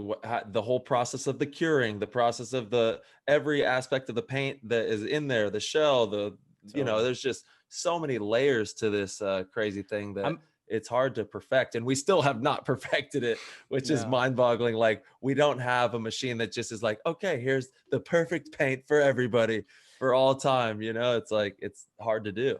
Again, I do think it does come down to money, though. I think we do know how to make a pretty perfect, consistent paintball. It comes down to, can you cure it long enough? Even once you even get to the curing process, if you rush that, there's issues, and you rush it because you're trying to get the next batch to keep up with demand, and in order to not have to do that, you would have to have more machines and larger storing facilities, more money. But Nick is going through the matrix right now on his screen with the numbers. So let's let you talk. This is your show, baby. So it's our show. We're a team. We're a tripod. We're a tripod. Tripod. Oh man. So why is the paint of now so small compared to the paint 15 years ago? Was it to save a few tenths of a cent per ball from the material less material being used? And to explain this a little, here's the answer. The poles are always smaller than the seam. The sizing can only be controlled to a range of no less than 6,000ths, which is very small, right? That's why you see it when a paintball is 0.684, right? If you tens, hundreds, thousands, like, go back to your regular math folks and learn how tiny that is with a micrometer. The ProCap's GI Sportz facility has historically made slightly smaller paint because the small ball will always make it out of a gun, whereas a bigger ball, your bore size is that's why if you can remember back, barrels got bigger as opposed to getting smaller. We shoot 9-1s. I used to have a 6.92, exactly, a 6.92 back standard. It's honestly sometimes a bad habit now. I just grab my 9.2 and I'm like, what do you mean? I've always used a 9.2, and it's like, that's a way too big. Yeah. So Getting like, 4 pods and a hopper, wondering why. right. So that's where for ProCaps GI, that's there. That was from Opie, he's been at the plant for years. Okay. And John Hey, Rathman shout out was, to Opie.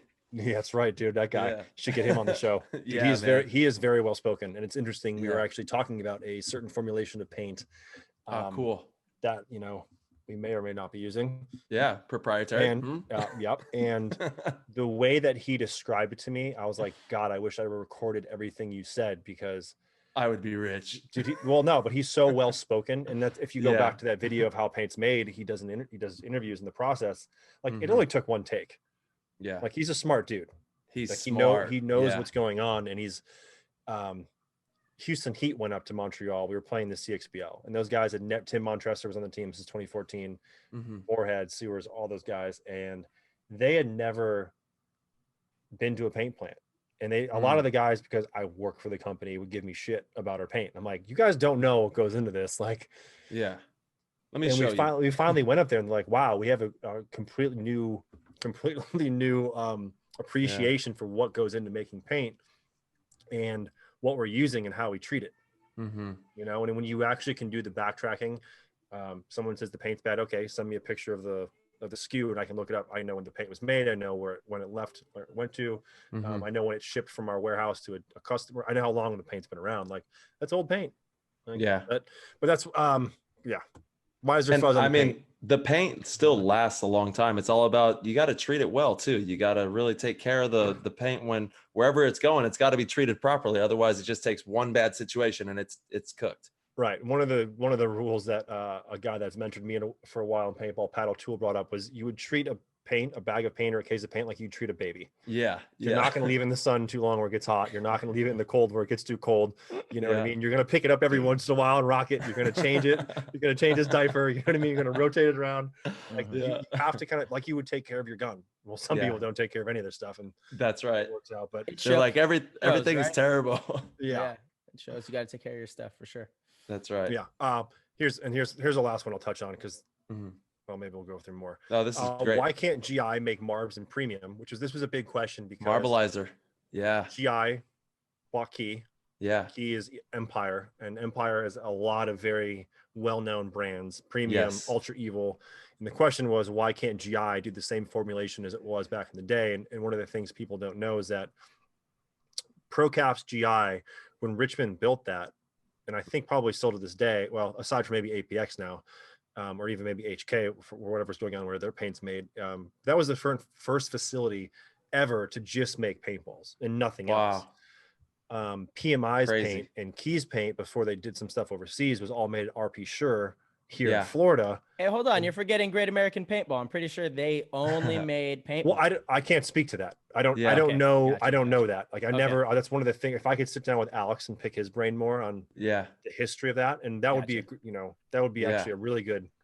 We're going to have him on again video. soon. Oh, yeah. But, bring him on, but like, just get him to record him talking about that, because that's a long lost, forgotten paint that. Yeah. Like totally. Oliver brought some of that paint in for clinic years ago. Pink fill, banana scented paint. Oh, wow. And an only indoor white fill. And I was like, this mother, it's a lot of paint, man. Pink everywhere, man. That's funny. Pink on me. Damn it, Oliver. Dude, if anybody has some of that, that is like some rare paint. I'm sure there's still a few bags out there that people have. Yeah. That stuff was nasty. But paint was made by RP Sure. It was a big pharmaceutical company on the side. It was like a side thing, right? They were like contracted to do that. So paintballs, Opie's response first, paintballs today are made differently than those for a variety of reasons. One of the most influential reasons is the constant demand for a cheaper price paintball, combined with the higher expectations for quality of service. We're the only industry that constantly reduces the sale price while the rest of the world is changing now more than ever. The race to the bottom in paintball is insane. It's insane. And if you see someone that says, well, if you made paintballs cheaper, paintball would grow. Like, no. See, I don't agree with that, because if the paint gets worse, right, which is what happens when you make it cheaper, when players go for their first time and they have paint that doesn't shoot straight, hardly gets out of their gun, and they can't hit anything, that is not fun.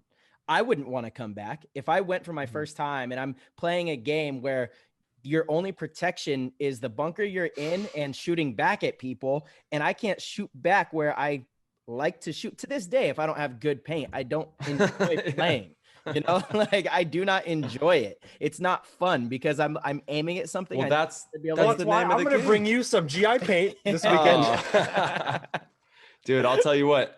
We just had the AZ little Hell Week. Hell Week. Yeah, it was HK crazy. sent us some amazing paint. It was really good. I heard it. But did you have pink fill?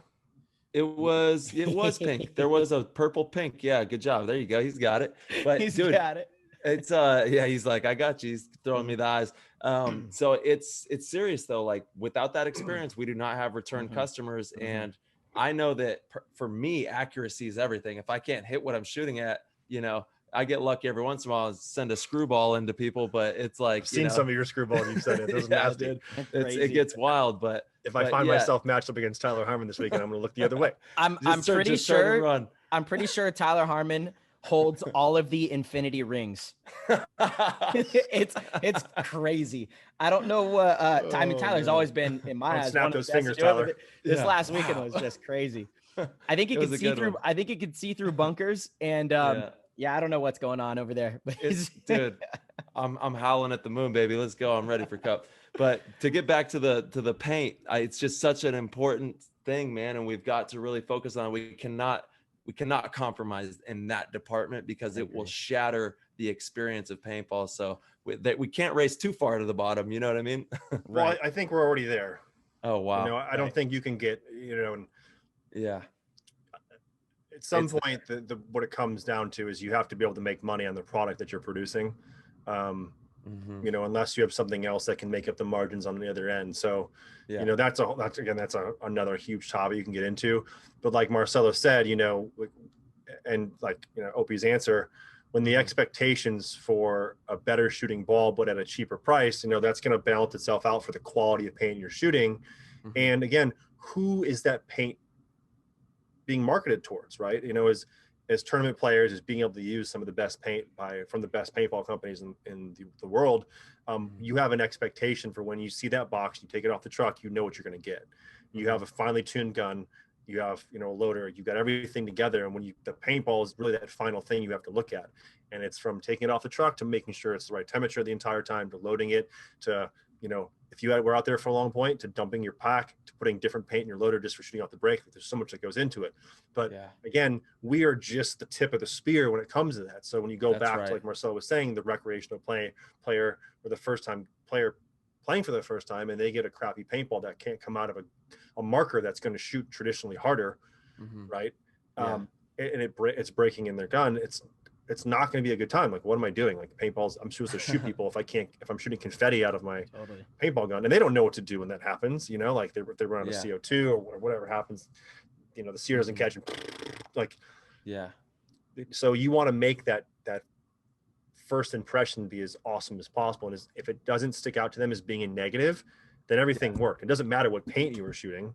It doesn't matter what gun you were using. You watch your paintball fly and hit somebody in the face and blow up, and you can go, I shot him. Woo. Or you can get shot and go like, oh, paint. Like that. There's a lot that goes into paint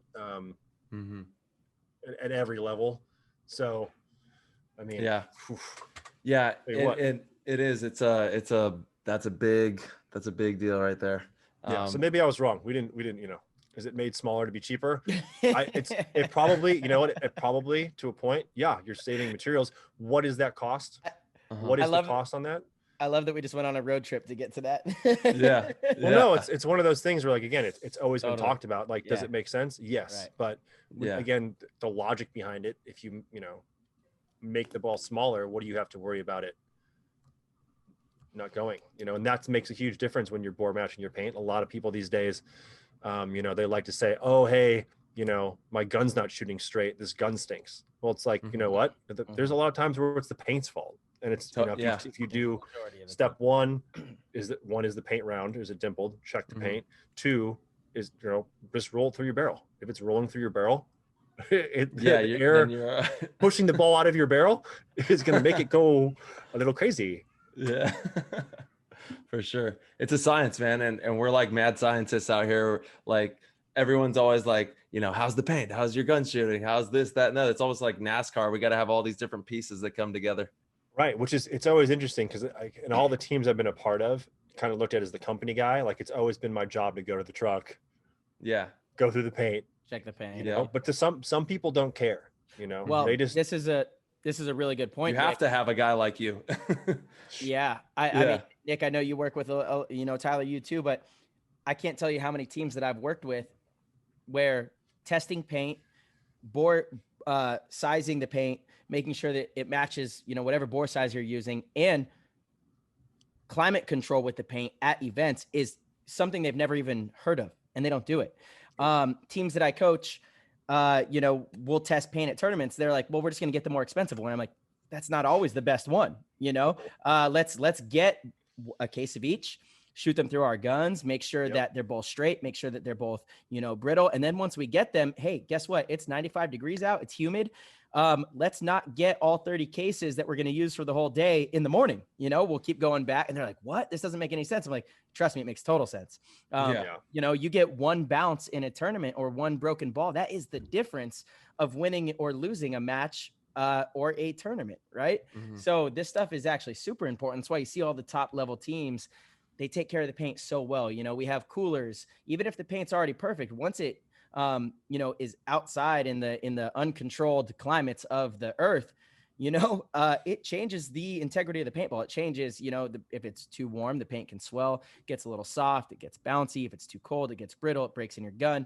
You got to, if you freeze them, they hurt more. Oh my goodness. Can we break that myth right now, please? The whole frozen paint. Man. How many stories have you heard from someone where it's like, oh yeah, I went paintballing this one time, but this guy had frozen paintballs. It hurt so bad. I'm just like, dude, oh my God. I've been playing for 20 years. I can honestly say I've never even seen a person with a bag of frozen paintballs. It's not possible. You can't. It doesn't happen. You can't freeze a paintball. I think I can look at, I think I have our MSDS sheet where it actually will have a breakdown of like everything that goes into our paint. It actually has the freezing temperature at like negative, like 100 degrees Celsius.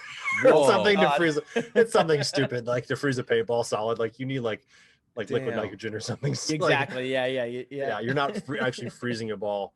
I think that they just get hit with one of those hard ones. Exactly. Yeah, they get hit with a hot ball. It's actually too hot and it's rubbery and bouncy.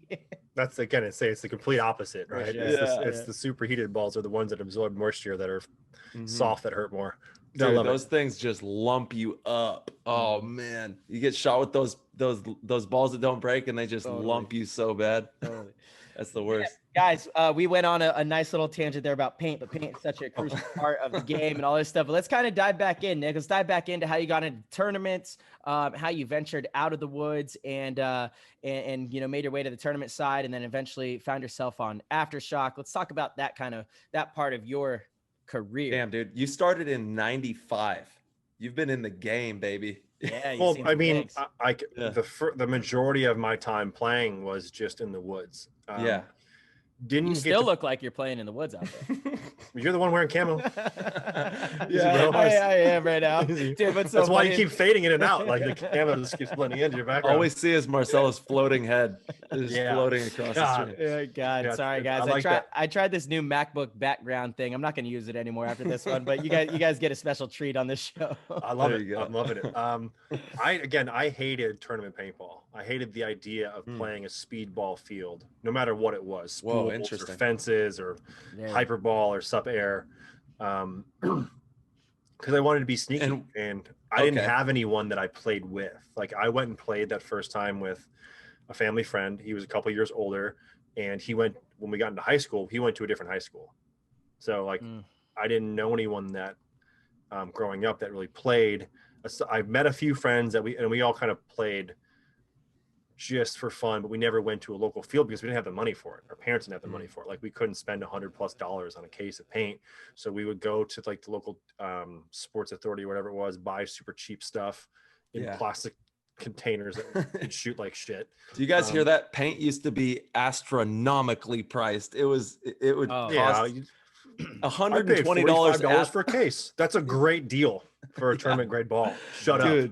Yeah, and think about what $120 was in 2000. You know what I'm saying? Like that was like that was like $300. You know, Oh, it's yeah. like It's insane. crazy. Yeah, It's insane. But I played. That's a pretty steep inflation estimate Dude, right there. I know.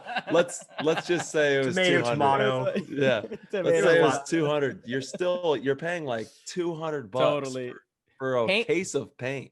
Paint in Yeah. Australia today, right now, is $9,500 still. You Yeah. know? Even in some parts of Canada. Oh, even Yeah, in I New know. York. In New York, if you go to a field on the recreation side, they're selling paint for $90 a case.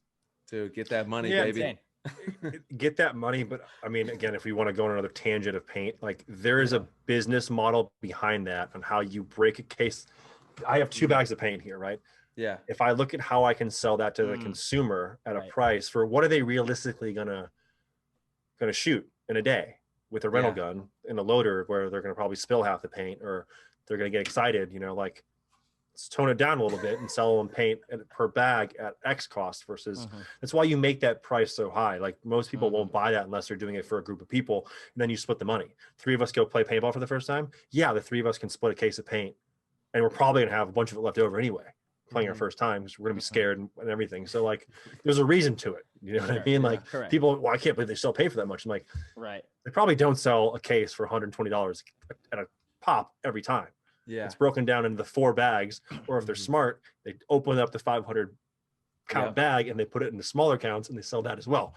Yeah. Anyway, and when we were younger too, the guns didn't shoot as fast as well. So you were paying that high price, but you weren't shooting as much paint. So it kind of 100%, yeah, it did even out there. 100%. That's like, geez, that's a whole other topic too. Speed of guns and what Totally, that's in the paintball.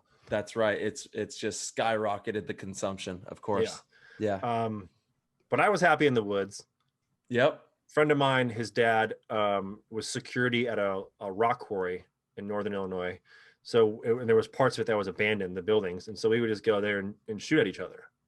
And that was my paintball experience until I got in high school, met Chris Sosine, Mike Morley, and then their dad, and they all played tournament paintball. And they're like, oh, you play paintball? And I was like, well, yeah.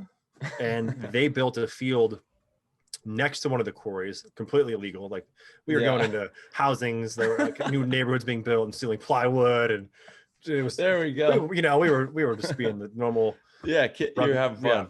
Yeah. Punk kids back in our day, and we built a field, but it was speedball.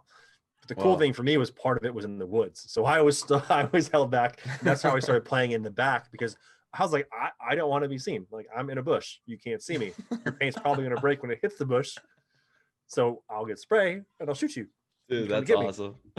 So, but we got into becoming a team, and they wanted to play more competitive stuff. And so I'm a competitive person. I could play baseball my entire life, and I started transitioning into playing with them in tournaments. And that grew into our first team, where we played a local series in Northern Illinois, the CPSA, the Chicago Paintball Sports Association.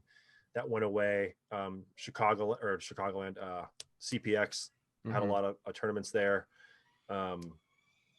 Then Badlands had their own series, and they competed, and we played there. But got into playing tournament paintball, and what kind of really sparked it for me to take it to the next level was, those guys had a lot of help from their parents in being able to provide the paint, the cost of paint, the cost of their equipment. My parents told me my sophomore year of high school that, hey, if I got good grades in school, they'd help me get stuff. And they ended up getting me an autococker and my first, compressed air tank and a loader and stuff. But after that, I was on my own. So I had this super nice ANS autococker. I had a Revy, I had a Empire 68 4500 cubic tank. I was like, yeah, I'm ready to rock and roll. My gun weighs 15 pounds. But beyond that, it was me paying as a back player. We didn't pool paint as a team. It was you bought your own paint. There was a father and 2 sons. Like he paid for their paint. Mikey's parents, he had his paint covered. I was working 3 jobs at one point just to afford to play paintball. And I had to as an umpire in baseball, I was umpiring 3 games on a Saturday and Sunday. Wow. Making $20 a game, which, $60. I was making $120 in a weekend doing 6 baseball games that would cover essentially 1 case of paint and not my gas or food or anything else. Damn. And I couldn't even drive yet, so like, yeah, wow. it was a struggle for me, and I was cut from the team. Essentially, I was told that I wasn't going to be going to the next national event, in which I think they won. It was a 7-man event in Tampa or Miami, the MPPL in like 2005, Voltage won, because I wasn't dedicated enough to the team, and I was like, I can't afford it, and that pissed me off. So I went and played with another local team, Thunderstruck, which is a long-running team in the Midwest. Played with them. And a lot of local guys through the Midwest that I'd known for a while. And then Psalm was leading Aftershock, and a lot of the younger guys were kind of coming up through that. And I say younger guys as in pro younger guys on the team on Aftershock. Billy Saransky left, Todd Adamson left, Ryan Williams had left. They all went to the Ironman and were winning with Oliver back in the early, like that was a crazy point for me. I was like, these guys are leaving Aftershock after winning, going to the Ironman. Damn. And then, well, look what happens now this year. I did that, but they left. And so there was a lot of younger guys on the team under Jeremy Psalm, who I, in 2006, started working for at ProCaps as my first job in paintball. Wow. So they let me, and because the majority of that team was younger and were more local, they were playing a lot more at the field. So I would drive the 70 miles one way to Badlands on a Saturday. After I got done playing with Thunderstruck, I would just sit there and wait for Shock to get done.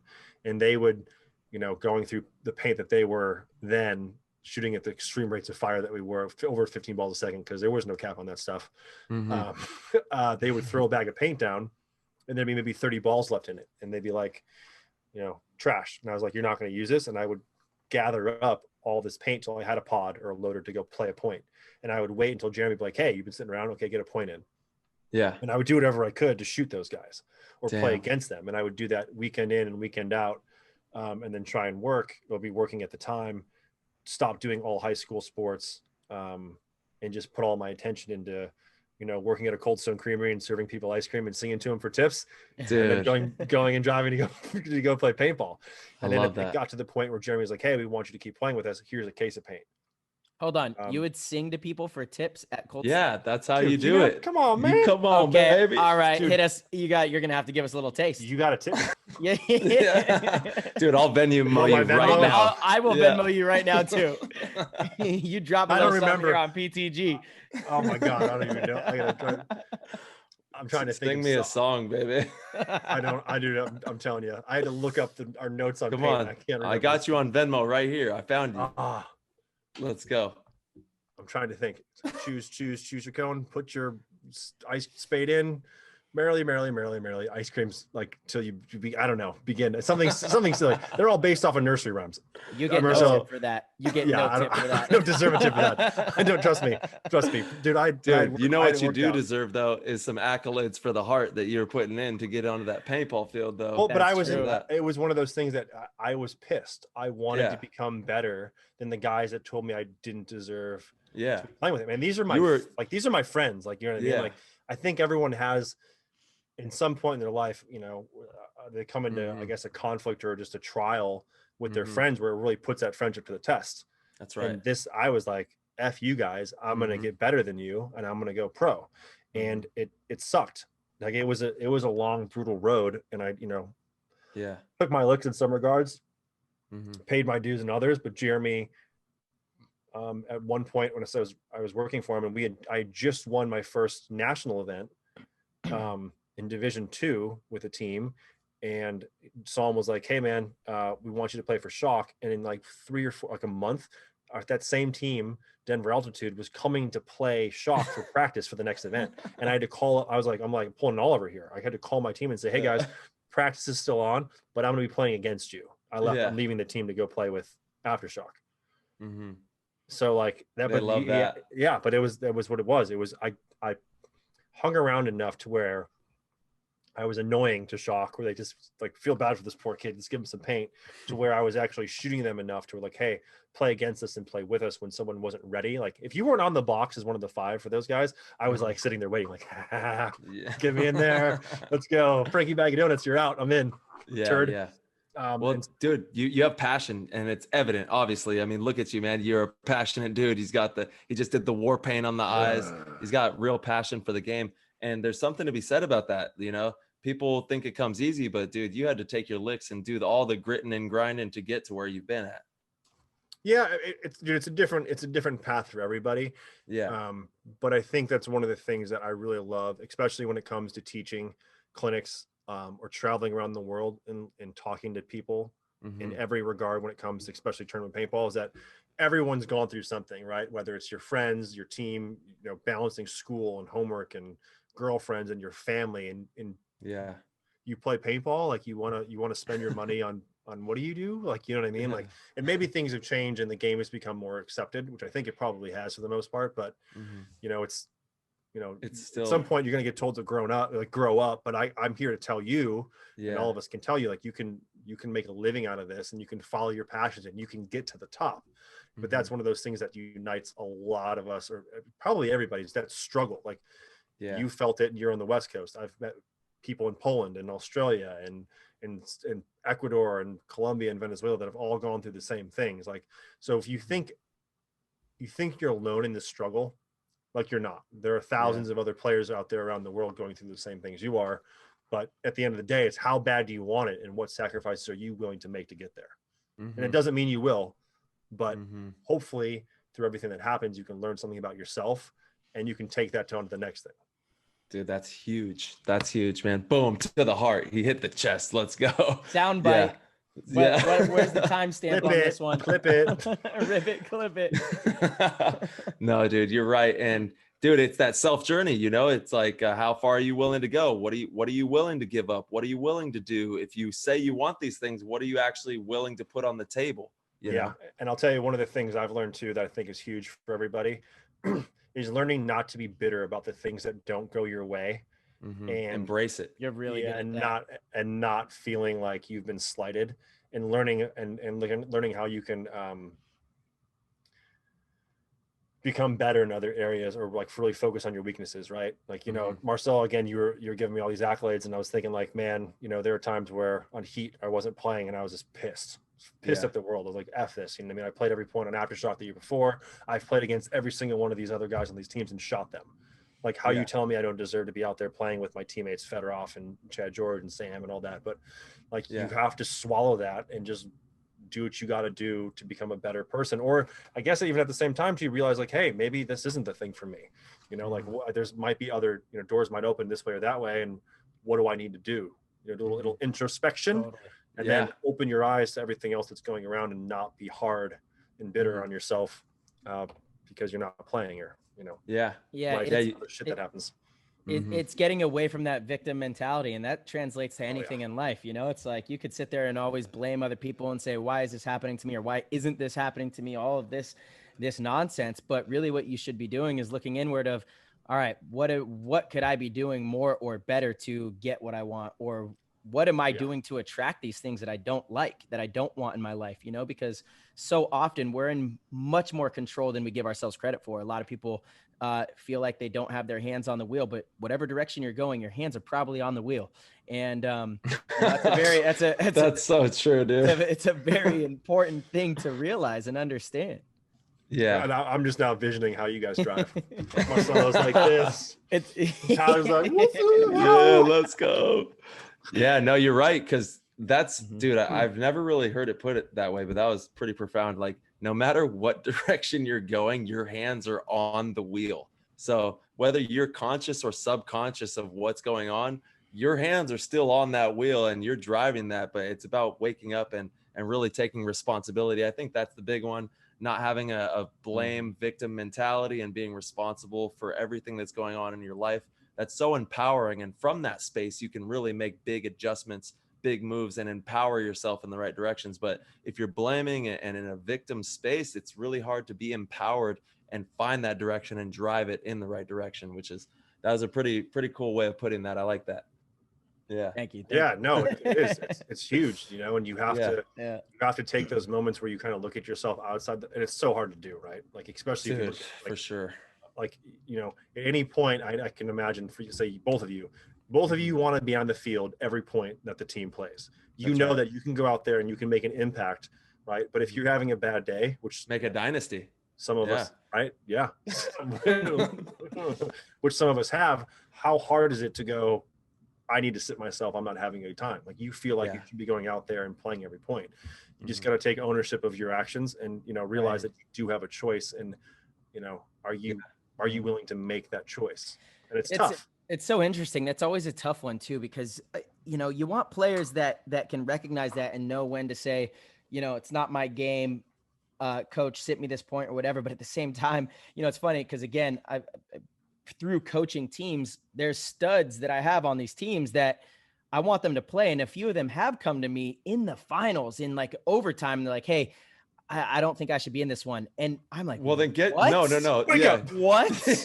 You better wake your ass up. Yeah, I know. Like, it's just, I'm like, well, I appreciate that you are telling me this, but at the same time, that's not the type of player that I want. So it's shifted my thinking, because I've always been like, you know, like, that's the team thing to do. Right. Yeah. That's the team thing to do, is like, if you're tired or whatever it is, but I also want someone with a sometimes belligerent, ferocious mentality to go and get that win. You know what I mean? Like, it's a weird line.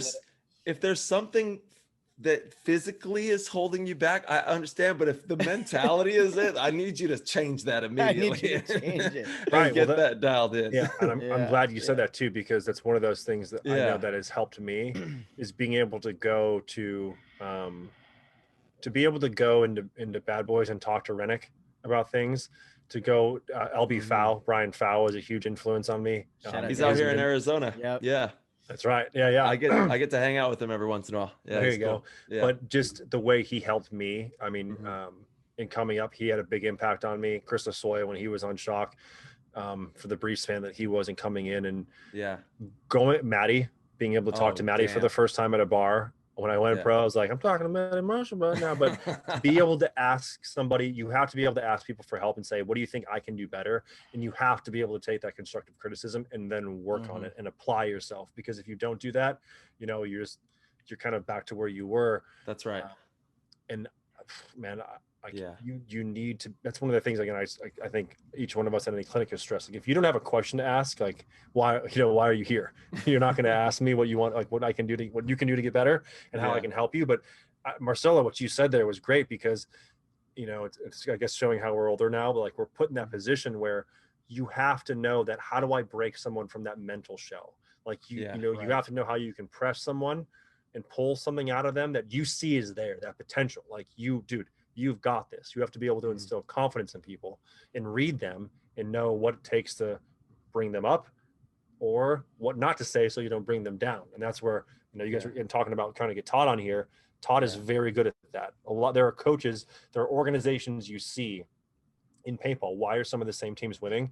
It's not always about the money, but it's about the people that are at the helm that can pull the best out of the team, the individuals they have, and mold that into what is going on to get victories. And it might not be a whole year of winning, might be one or two, but it's consistent. Yeah. So, I mean, you know, that makes you grow. I say, if people you want to coach, put yourself in the coach's shoes, like Marcelo has, like Tyler has, and you're going to learn something about yourself and how to manage people. It's a huge part of the game that people kind of overlook. And it's extremely difficult. It sucks. It sucks, dude. It's extremely difficult because you're kind of the bad guy a little bit, and you got to be on top of people. And then if things don't go the right way, then it's all kind of on you. And it's like this whole big juggling act. And I actually just watched Moneyball recently again. I just watched it too, dude, which is such a great movie. And it goes into the coaching aspect. You know, that was all about MLB, Major League Baseball, and all that. But it's a juggling act. And, you know, in that movie, he kind of made a couple shifts and moves that everyone was like, what in the hell are you doing? But he saw what the players needed. He saw what the organization needed to be a championship organization. They were crunching the numbers, moving the people, and doing what they had to do. And it's a big juggle to make sure that we can all be thriving and performing and doing everything we can to win championships for the organizations. It's difficult. Yeah. Todd did that at the beginning of the year, and then A-Rod left. Dude, talk to me about that. What are your feelings about the whole thing? Oh man. Okay. So I got on Shock back in 2006, 2007. We're going back to that. Now we're fast forward now.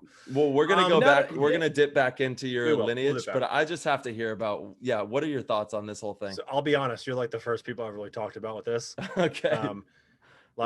It was interesting because take COVID as you will, because there's no way you can leave that out of this whole equation. Let me just put this out there. The what people are saying, what the cyborgs are saying is is that he did it because Ironman wasn't going to be going. They didn't know if they were going to go. He got a good offer and he wanted to play paintball. So he wasn't sure if the Ironmen were going to go. And he was like, I'm going to do the for sure thing and go play for Impact. Is that true? Did the Ironmen not know? I mean, what was going on that made that even a reality? Or so the topic was brought up, right? At this point, we're looking at maybe Chicago happening. So we're going back into June, July. And, Texas is canceled. And the question that popped up, hey, if these events are going to happen, how do you guys feel about going? World Cup is going to be in Florida. And if you paid any attention to the news about what's happening here in Florida with COVID, it's the one place in the whole U.S. you really want to stay away from, right? Oh, it's getting better. It's on the up. It's on the up and up. I like that. Don't go to CNN or Fox or read any of the reports. Never. But Never. A lot of the guys said they didn't want to risk it.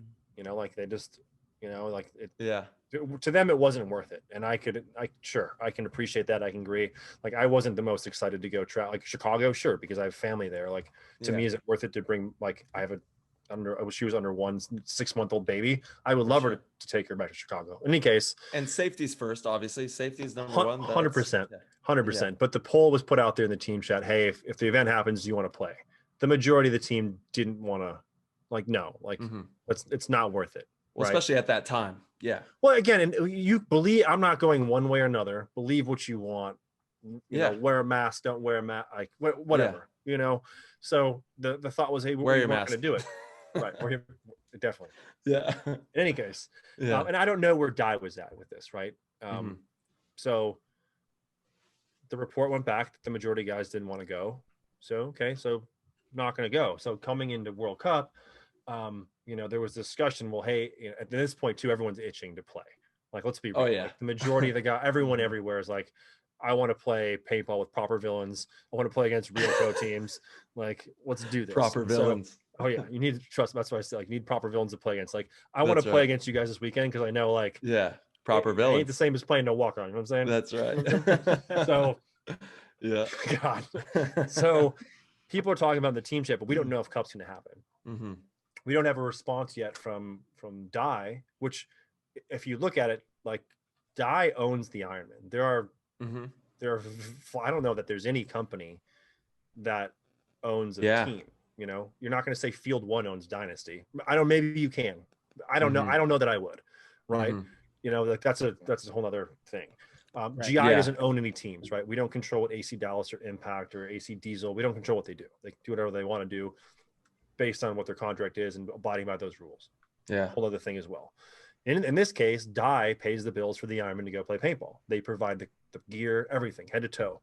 So it's a significant investment for them to send the team that they are going to fund, that it's going to cost how many thousands of dollars, tens of thousands of dollars to go play a tournament for free when they could be doing other things with that money.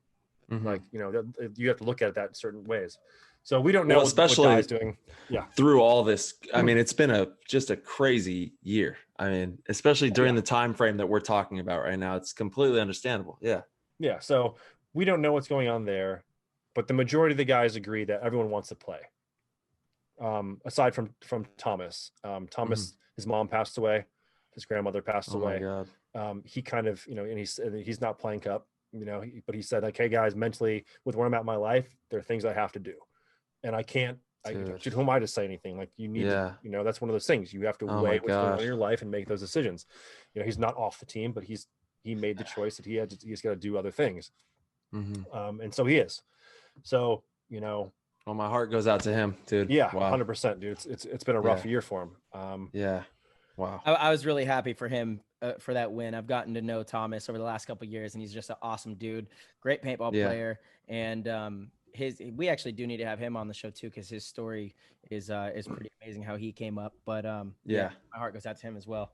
He is going through a lot, and so I know that win was incredibly special. I think right after you guys won, I remember him just kind of like looking up, and I know what that was all about. So beautiful for sure. Mad love. Yeah. So, Yeah. you know, he's out. Todd has said that he's not going to go. He's got his parents are older. He's got 2 young kids. Like, he didn't want to, and he said that from the beginning. Like, he didn't, hey guys, like, everything going on. I'm not going to go to Cup. I'm not going to go to Florida where, it's the Wild West when it comes to COVID. I'm just not going to do it. Like, again, Yeah. it is what it is. But A-Rod actually spearheaded the movement and got us all in a Zoom call to go, hey, we're going to play, like, everyone's in. And like, the majority of the team was like, dude, let's do this. And I was actually really impressed with, I've known A-Rod for a while. I've been out to Arizona a lot through my career, especially in the beginning, back on Shock, and worked with him when he was a younger player coming up. Yeah. He played on a crazy team with us, an all-star team. It was Justin Schwartz, Dusty Odell, Chris Slowiak, myself, and A-Rod.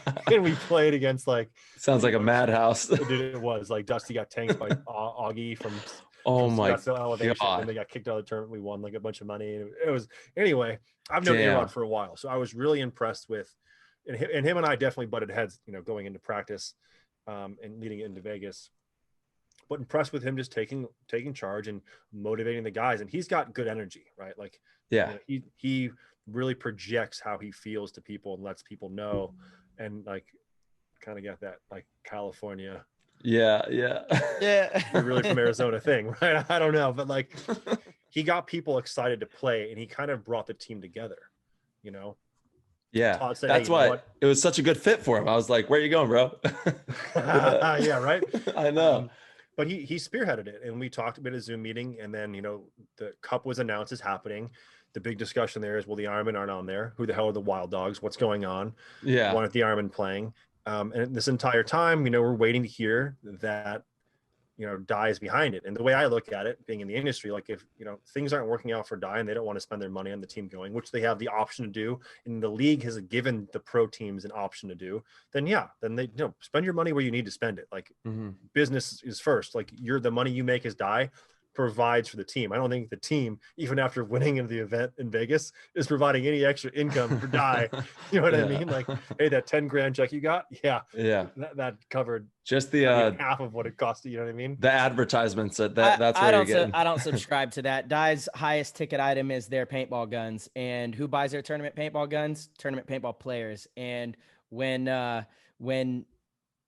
your company's teams are not performing well, less players want your guns, period. So there might not be an immediate correlation to Money in the Bank for Dye, but you guys winning and having the Russians as well absolutely sells more guns for Dye paintball. Agreed. But when the components to build those guns are cut short from COVID, sure. Yeah. You can't produce them, right? Everyone took a hit from COVID, right? Yeah.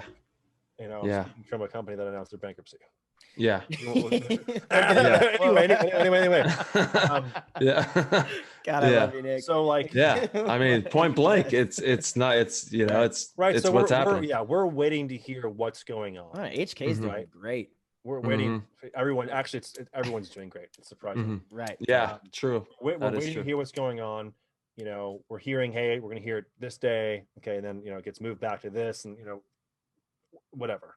So we hear again, like, hey, we're going to hear on Wednesday, the meeting's happening. They're going to go over the budget, and, it's looking really good. Like, it's looking like the team is going to play Cup, and we have everyone, we got a team to field. Everything's kind of falling into place. And then A-Rod put in the chat, like, hey guys, I'm playing for Impact. I was like, I kind of want to read it to you guys. Should I read it? Yeah, absolutely. Please. Am I crossing the line there? No, you guys. No, it's public knowledge. It is public knowledge. Dude, this is because I was like, oh man, A-Rod, you're dude. So it was such a good fit. Thursday. So the day that we're told that we're playing Cup is the day that he tells the team that he's not playing the Cup. Oh, wow. Hey dudes, looks like I'm going to play with Impact for Cup. Don't want to overcomplicate things. Leave it at that. Really happy about what we've done. Didn't want to take anything away from anybody. But feel free to reach out. Love you guys. And I called him within the first couple minutes of him posting that, and I was like, really? Have you heard something? Because we weren't told then that we were playing. It came within the hour. So I was like, did you hear we're not playing? Like why aren't you playing with the team? Like what else is going on? Yeah. And he was like, no, I just, they made me an offer, and I won't get, I don't know what his contract is with Dye. I don't know what those arrangements are, and that's definitely not something I'm going to talk about. Yeah. But he felt he was not happy about where things were. And whatever offer was made from Impact was going to Improve make him feel better, make him be in a better spot. So he took that route. And the thing that I don't know that he actually talked to Dye, anyone there, about us actually playing. The conversation didn't just happen that day where it was like, hey, come play for Impact. Okay, I'll play. This is a conversation that was ongoing. And I know I can speak to that because Impact asked me to play for them. Yeah. When there was nothing for sure that we were going to play. And I went to Chris at Dye and I was like, hey, look, and I told Todd and I told the guys on the team, I was like, Impact has asked me to play with them for Cup. If we're not playing, I still want to play. And I'm more governed by, I have to play for a GI team. That's just the way it works. Sure. So my options are a little bit narrower than most. But they asked me to play, and I was taking that very seriously because I wanted to play. So I let Chris know, I was like, hey, look, if we're not going to play, can I play with somebody else? Like, how's this going to work? You know what I mean? And he was, Dye and the whole organization was very open about what, yes, we want you to play, yada, yada, yada. Gotcha. But, Impact, the big story there is that their Canadians aren't coming in. J-Rab might not be there due to complications with work and time off. And, doesn't he work for practice? GI, or does he have another job now? He is training to be an EMT paramedic. Oh, wow. And that's tough. If you know anything about that, there's a lot of requirements for labs and stuff you have to do. And unfortunately for him, I think his Fridays are pretty full. Like it's a full day. And, I can relate to this now too. You're going from coast to coast. Yeah. The ocean's only like a mile and a half out the window that way. Yeah. For me. And so he lives, I think 15 minutes from here. So, a flight is a pretty solid day of your Friday. He'd have to miss a lot of, 3 weeks of labs. I think Impact has played at least 3 weekends. Yeah. We're going to play 3 to 4 weekends leading up to Cup. So they got a few coming up, obviously. Dude, he could fly in and play Saturday, Sunday at Cup. I think any one of us would take Justin on our team, take off time for the Wednesday practice at the event. Obviously he can study the layout, maybe play locally here in Florida if there's something. But if he's not there, if Josh Ahmet's not there, if he can even play, JC, Zach, and Zane, that's 5 guys from Impact. Yeah. That's a big 5. Right. Yeah. Right? So they need to fill those spots. So, they're going to do what they have to do to get people. So the only real kind of conflict that I kind of see from it, like, I'm not going to argue where you're at in your life and, the choices you have to make there. The thing that irks me is, like, I'm on the team. I'm not going to quit the team in the middle of the year unless the team falls apart. Yeah. I'm not leaving my team. You know, like the decision. Well, you guys just won the damn tournament. But that was, again, like, that's what I think is screwy. Like, that's the sad thing about the Ironman is that we will never know. In the beginning, it was like easy to get behind. The Ironman won. While they really do have a good team, now it's kind of like, in the joke's been out there too, like through, different paintball pages. Yeah. Troll doggy. What the Ironman had was a one-time thing. It was a fluke because none of the teams this year have been tested. You didn't have a regular year where you could see, did Dynasty win a tournament, out of the next upcoming event? Yeah, what that's so weird. Revo has been stepping it up. They took 4th. They've been playing really well. They had a great game against you guys. Yeah, what teams were going to have a good year in 2020? And so now you're at the point where it's been written off, and an opportunity was presented to A-Rod. He had to make a choice. He made it. Again, the only thing I don't like about it was you're on the team. Like, the year isn't over. There's still that chance. Once you're told definitively that the team isn't going to finish out the last event of the year, which would essentially, to me, like, complete your contract. Right. Yeah. And there's not many teams that have contracts. I think real you ones. guys are the only team. could be. Heat definitely does. I've heard Impact does, but he left, and that day we were, it was told we were gonna play, and I asked him, I was like, so even if the team, that's crazy, is gonna play the event, you're not coming back, you're done. And he's like, yeah. I'm like, well, fuck, like, yeah. Okay. Well, Well, you know, like, but again, it's one of those things, like I said, like, I'm not going to be bitter about it. Like I think it sucks. And it just, you know, it's easy to be in a position like this to kind of talk smack about somebody, but I don't know what position he's in, you know, if he's being offered money and he needs to pay his rent, he needs to pay bills, you know, like, you know, who am I to tell you can't do it? I'm just bummed that he left the team. In the year, you know, and it's wacky too, because like, how do you want to classify this as a year or a season? You know, some people want to put an asterisk next to it or completely write it off. Greenspan, Marcel, you heard this, you know, I argued with him at the combine in Boston about, we're going to be the series champs. He's like, it's not really a series. I'm like, I know that, like, I'm just trying to get under your skin, but like, you've been having fun with that one. Yeah, man. You've been having a lot of fun. It's Ironman 2020 champs. I've never said series champs. Look at my hashtags. I'm the only one using it. Yeah, I know. Oh, wow. Okay. All right. I see what you did there. It's 2020 champs, but he's been having fun. Yeah, of course. But that's the only thing that bums me out, right? Like, I would never. It tells me a lot about a person when you make those decisions, but it also. You know, I realize that there's a lot of stuff I don't know about you too. Have you thought that maybe there wasn't enough that you were bringing to the relationship, and maybe he walked away from you? Oh yeah, we definitely butted heads. You know what I mean? Like, but it's again, it's one. We were of those just talking things, about this. You know, you got to look inward when. You definitely do. You definitely do. But again, I mean, if to be honest about that, like, I wasn't vocal. You know, like, if there was a sense of like, wow, maybe these guys aren't invested. Into competing for this, then why am I going to put my time in when I can go somewhere else and get paid for it? Yeah, the craziest shit to me is that he spearheaded the conglomeration of bringing it all together. Yeah, and then it was just like, hey dudes, let's do this. And then team down, let's get together. Let's see you later. See you, bros. I'm out. Cash this check real quick and skirt on out of here. I do think also, like, Impact has definitely given the allure to a lot of players and younger players too. And A-Rod is still kind of a younger player. I think he's 20, maybe he's like 27. No, he's a little older now. But they have this allure of the professional organization where you show up to get paid. You don't have to worry about anything else. You get a real paycheck. They travel in style. They stay at nice hotels. You know, I ship you your gear. I am at. I just did today. I shipped Impact and all their stuff. Oh, really? That's so funny. I talked to Spick. I'm like, oh, you picked up this guy and this guy and this guy. I got your pants. I'm not justifying it one bit. I'm just saying that definitely is, you know, I've seen it happen with, you know, again, teammates of mine have left to go play for that organization. It's like, wait, why are you leaving? You know, and hold on. Nick, you just said something that was kind of curious. You said that they picked up this guy and that guy and who guy? Wait, what's going on over there?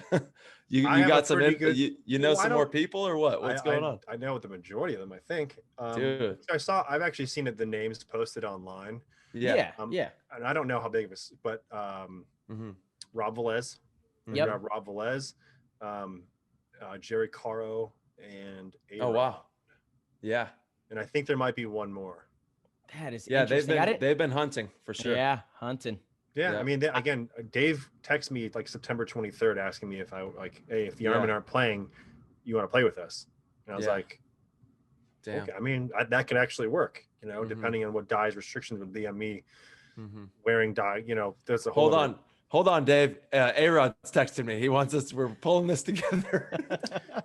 Right, but it's one of those things too, where like the thought did kind of cross my mind, where I was like, well, it must be real. The Canadians aren't coming. And if they're asking me, who else are they asking? Yeah. But there wasn't any sense of anyone leaving. I didn't think they would, you know, who else why wouldn't you ask A-Rod?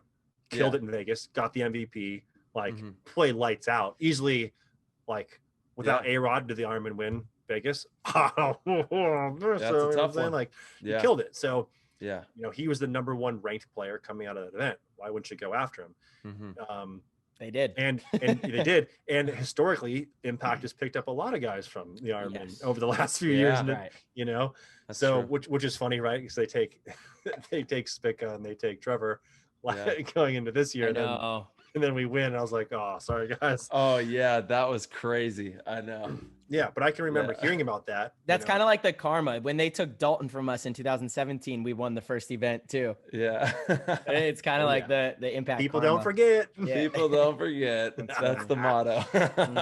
Yeah, but he left.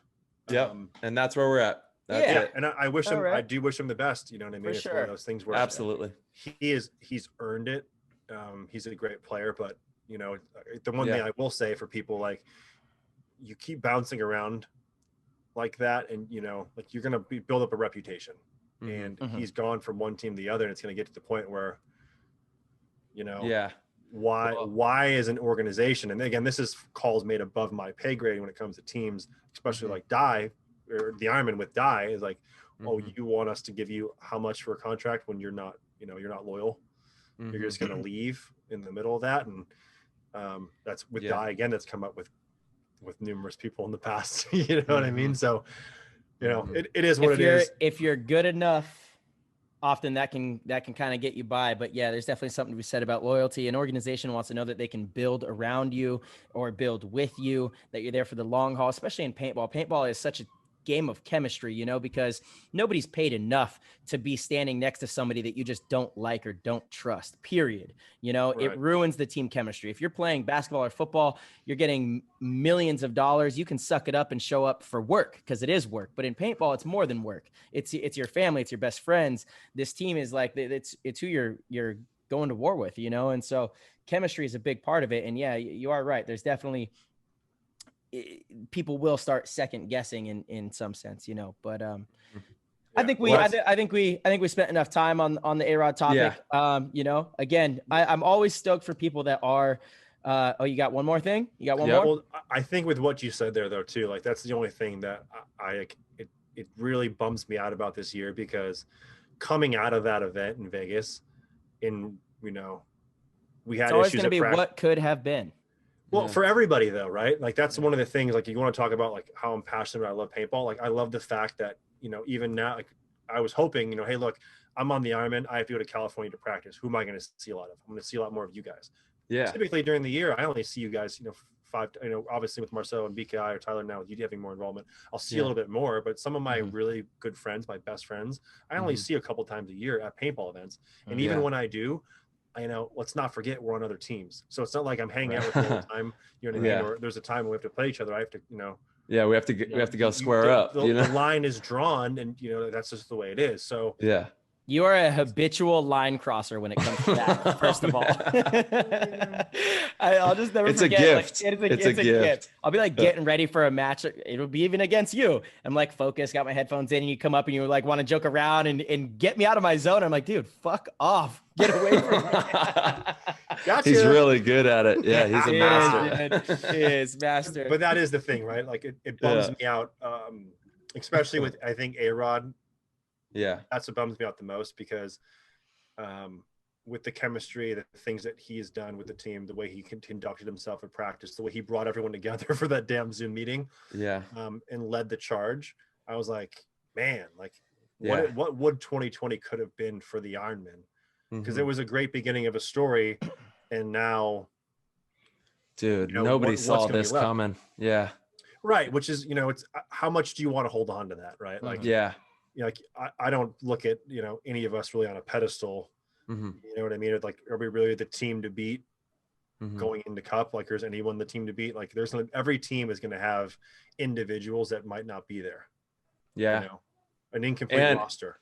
And who's been actually even doing anything during all this? Like, who's actually been playing? Who's been doing the little workouts and this, that, and the other? Like, that's going to really show here in a couple weeks.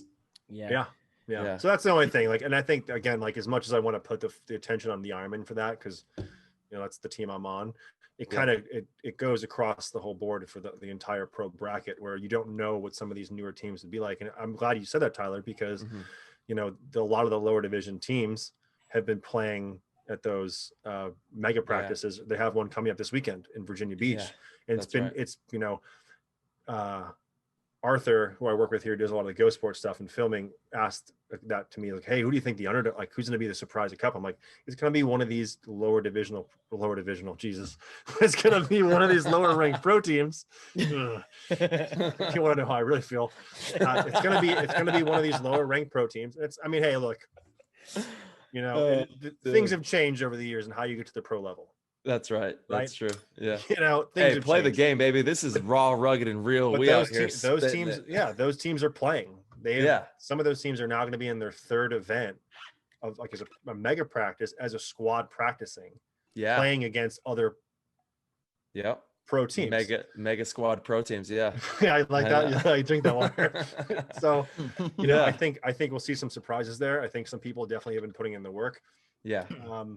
There's the A-Rod thing. I know. I'm excited to see it all unfold, and we'll see. Time is the greatest teller of all. We'll see here very shortly. It's only a matter of days away before the stories will be written. And I do want to dive back into your story. Yes, sir. So we kind of we left off in, what was it, Marshy? I'm sorry. I believe he had just gotten on Aftershock. I made it. He made it to Shock. 07, made it. 07. Yeah. All right. And how long did it take you to go pro? So that's 12 years. 12 years. Yeah. Wow.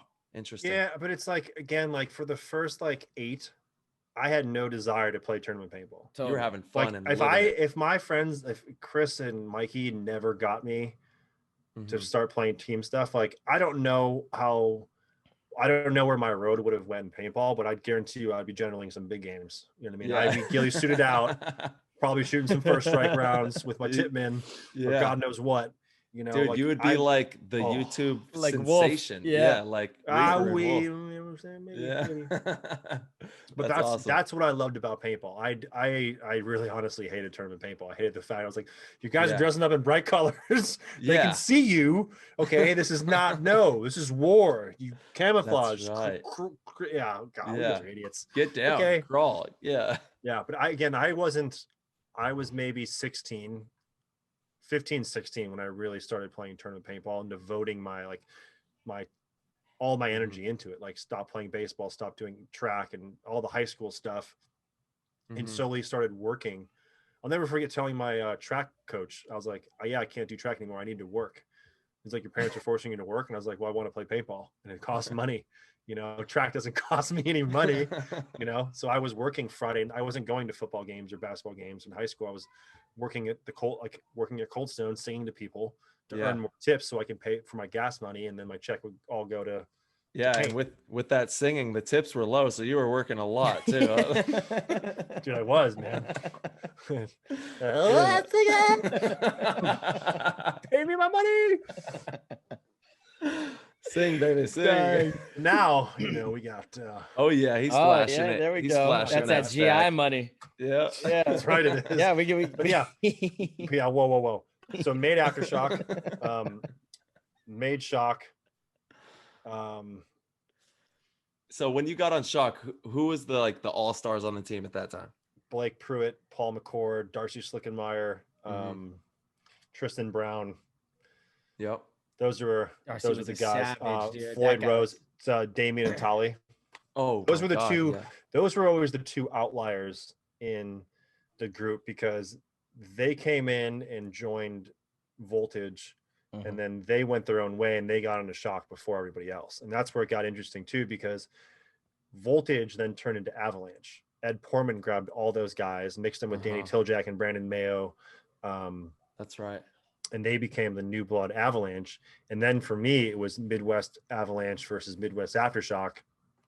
Dude, and turf wars. And then it was crazy because for me, one of the biggest matches we ever played was in the first Phoenix. We played them and we beat them. But it was for me, it sucked because, and I'll never forget this, I sat out on the field. We played the last game of the day on Saturday and we didn't make it on a Sunday. But we beat Avalanche and Chris Sosine came out there. He's like, well, at least you beat us. And I was like, but I want more. I don't want to be going home on a Saturday again. That was essentially my whole divisional. I won one divisional event. There's so much more that's happening tomorrow. And I loved the Phoenix. I love that. I thought I love that tournament. I loved where it was at, the atmosphere, everything.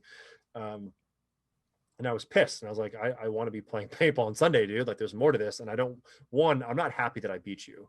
It felt good on the field, but right now I want to be playing with you.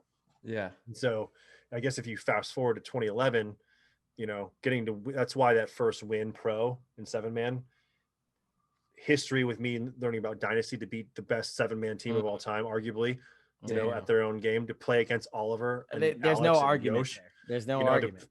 to play against them and beat them in 7-man, and they beat the shit out of us in the prelims in that tournament.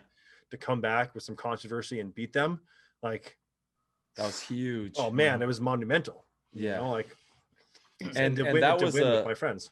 That was a long journey too, from when you got on Shock to that moment. You know, that wasn't overnight. You guys put in work and you never gave up. And then look at what it manifested. You know, you got that win against the biggest team in the world at their game, which was crazy. Yeah. And it was brutal because we had a terrible World Cup the year before in 2010. We went to the finals. We played the Russians and got embarrassed, lost 7-0. You know, God. Yeah. Yeah, and like 2008 was one of the worst years ever. I wanted to quit paintball after 2008. We lost like just about every match. I don't know that we ever made a Sunday. Lost in overtime and lost by 1 like all year. Yeah, like, dude, it was bad, man. When did the jerseys go from blue to green? When did that happen? 2009. Oh. So 2008 was the last year that Shock was with Dye. Ah, okay. And we went to Eclipse. They made us jerseys with green, and then we left. The Phoenix event we had like blank iron-on Eclipse jerseys, like stock Eclipse jerseys, because they didn't make us jerseys in time. Yeah, like we had like our names ironed on and they were peeling off at the end of the event, and like, dude, it was bad. It was like, ooh, funny. We don't look good. We don't look good. Thank God, you know, you've been in it so long now. Your fruits of the labor have been pretty good now. Yeah. Oh man, let's reflect. But but yeah, that was a wild road, you know. It was crazy too, because that team never was solid as in terms of like players. Like the year that our best year in 2010 was arguably better than our 2011 season. Aside from 7-man, because with that win in Vegas, we placed, I think, like 3rd in the series, which was, I don't think I really gave a shit about at that point. Yeah. But in 2010, we had Tim Montresor, and we had Sam Monville. We had Sun DeBillis at the time. You know, we had a really good team. Yeah. And, you know, then Tim left for Impact, and Greg, we had Greg Sewers, and Greg left for God knows what team he's played for then. I don't know. Yeah. It's funny because I actually got this the other day. 2011, that was infamous, right? Oh wow. Oh man, his all-star jersey. Shout out. Damn, dude. Yeah. Great Tim Montresor. Yeah, Nick, if you're on the YouTube, you can watch on the YouTube. He has Timmy's all-star jersey from the NPPL days, right? Yeah, that was the second year, and I actually got to play with him, and that's the first time the East won. Yeah, that's right. Yeah. Put a couple Midwest boys on that team. That was in was that in DC? Pev's Paintball. Pev's, that's right. Yeah, I remember that one. Yeah, I was actually on the West Coast All-Star team on that one. Yeah, there was a great picture we had. Yeah, look at this. You know what's funny? I got a roll of. All right, next subject. Subject. He's got a whole roll of Pevs there, dude. Shout out to Pev. But 2011, let's move on. 2011, we have a terrible year in X-Ball, but we've been working with Randy Smith in his local divisional team Distortion, and playing this. A majority of the Shock guys have been going to Canada to play in the CXBL, and we win the CXBL at Cup, because at that time that Canadian League was playing their finals at World Cup. So we lose as Shock, we win the CXBL, we go to Vegas and we win Vegas. Jeez. And you know, like we're feeling good. Then Zach Patient, Chris Sosine, Drew Templeton, Damien, who already left the team, and Brad McCurley, who that was a huge blow. Damien and Brad were both on Shock in 2011. Crap happened at the New Jersey event when we thought we probably would have won it all had we not gotten the tie rule, the 3-team tie rule. We got knocked out. We're the only team that beats Damage. They win. Anyway. Damn, dude. Damien, Brad, Chris Sosine, Drew Templeton, maybe somebody else, they all leave Shock and go to Infamous. So when that happens, like we're missing a huge core of Aftershock. Rennick picks up a bunch of younger guys. I do like one practice with them, and I'm like, I don't know if I can do this. Like we're rebuilding again. And I'm practicing at a local field, Paintball Explosion at the indoor. Yeah. And I get a call from Chad Boucher. Yeah. I'm like, hey, what's up? He's like, hey, I'm here. I'm like, what do you mean you're here? Because he lives like 3 hours away. Yeah. Like, okay, I think you should come talk to me. And he tells me about this, what Randy's plan is with Heat. But at the time, there's no name. He's like, I think you should, look at to come to Texas for a practice. Yeah. And then I have to kind of weigh that out. And I talk to Randy, and I make the choice to leave. I quit X Factor. Jesus, I quit Aftershock, which was tough to do. Never thought I'd be the one doing that, but I quit that team.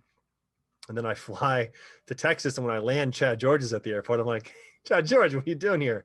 And then we drive to the house, and there's Fedorov, Sergey, and Mishka, and I'm like, oh, yeah, what do we have crazy. here? You guys had no idea. It's like all these players being pulled from different teams. You show up, it's like the real world or something.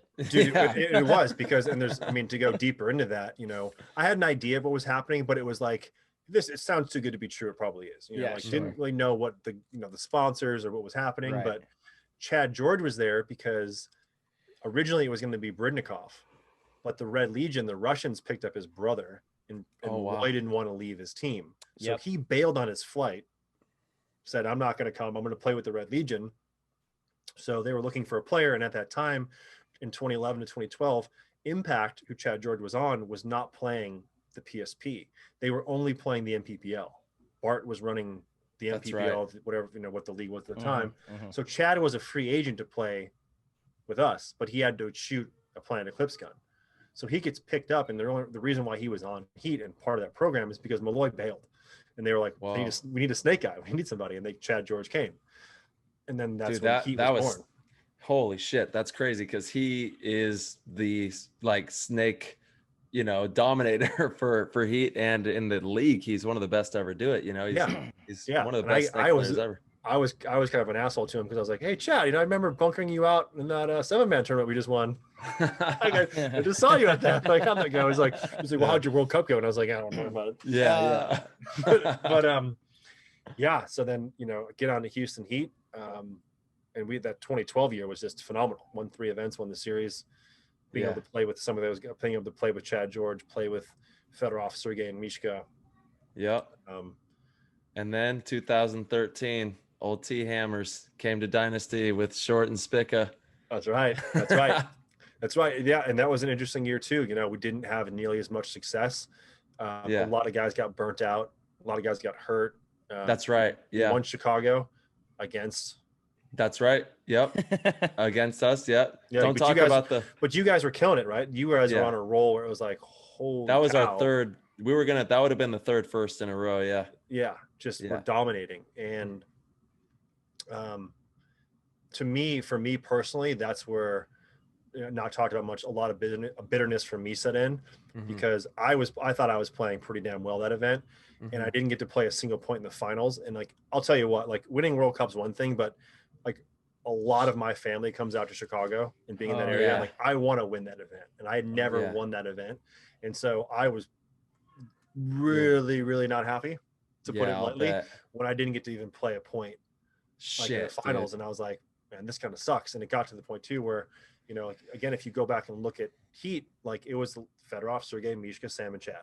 Those guys played the majority of the points. So for me, on a personal note, the stuff kind of sucked. I thought things would be better going into 2014 because our Chaos was going to be pro in the PSP. Fedorov, Sergey, and Mishka leave.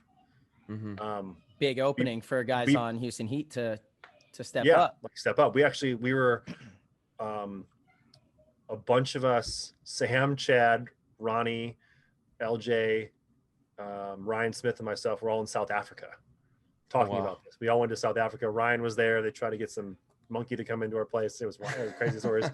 But we were talking about this, how we were all excited because we're going to be playing. We're the younger guys. We don't have the Russians. Because there was a divide there. There's the Russians and there's us. Yeah. Sam and Chad. But then Heat pulls an Impact move and picks up Greg, Ryan, Moorhead, Thomas Taylor, and Tim. And I was like, it's back on the bench. not going to be playing anymore. But that year, Champs and Challengers starts. Yeah. Heat has a rough year. I think we we didn't win any pro events. We lost to Impact in the finals in Chicago. We won a challengers event.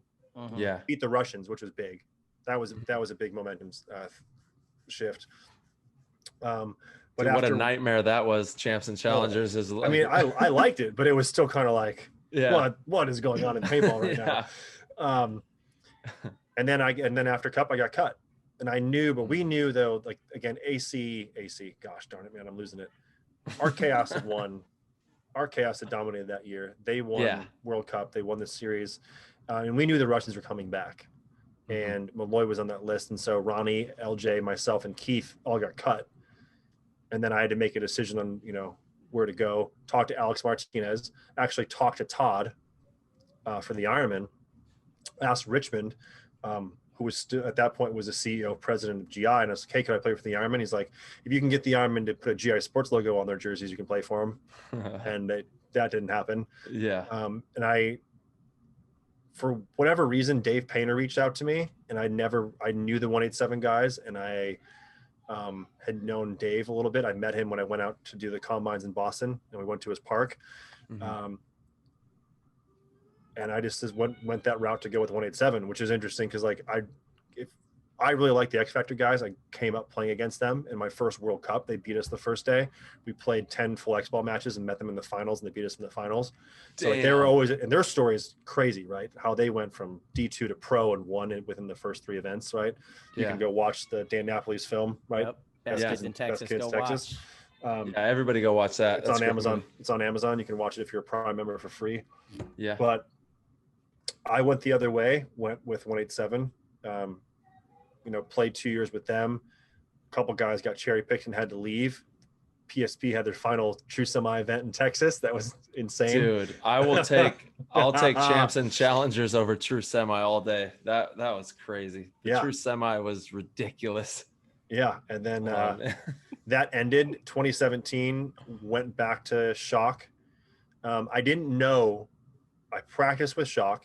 I didn't know until that Wednesday at the event if I could even play, because at that point, the webcast didn't have Matty Marshall locked in to commentate. And if he wasn't coming, if the negotiations weren't reached with him, I was going to have to commentate the entire event.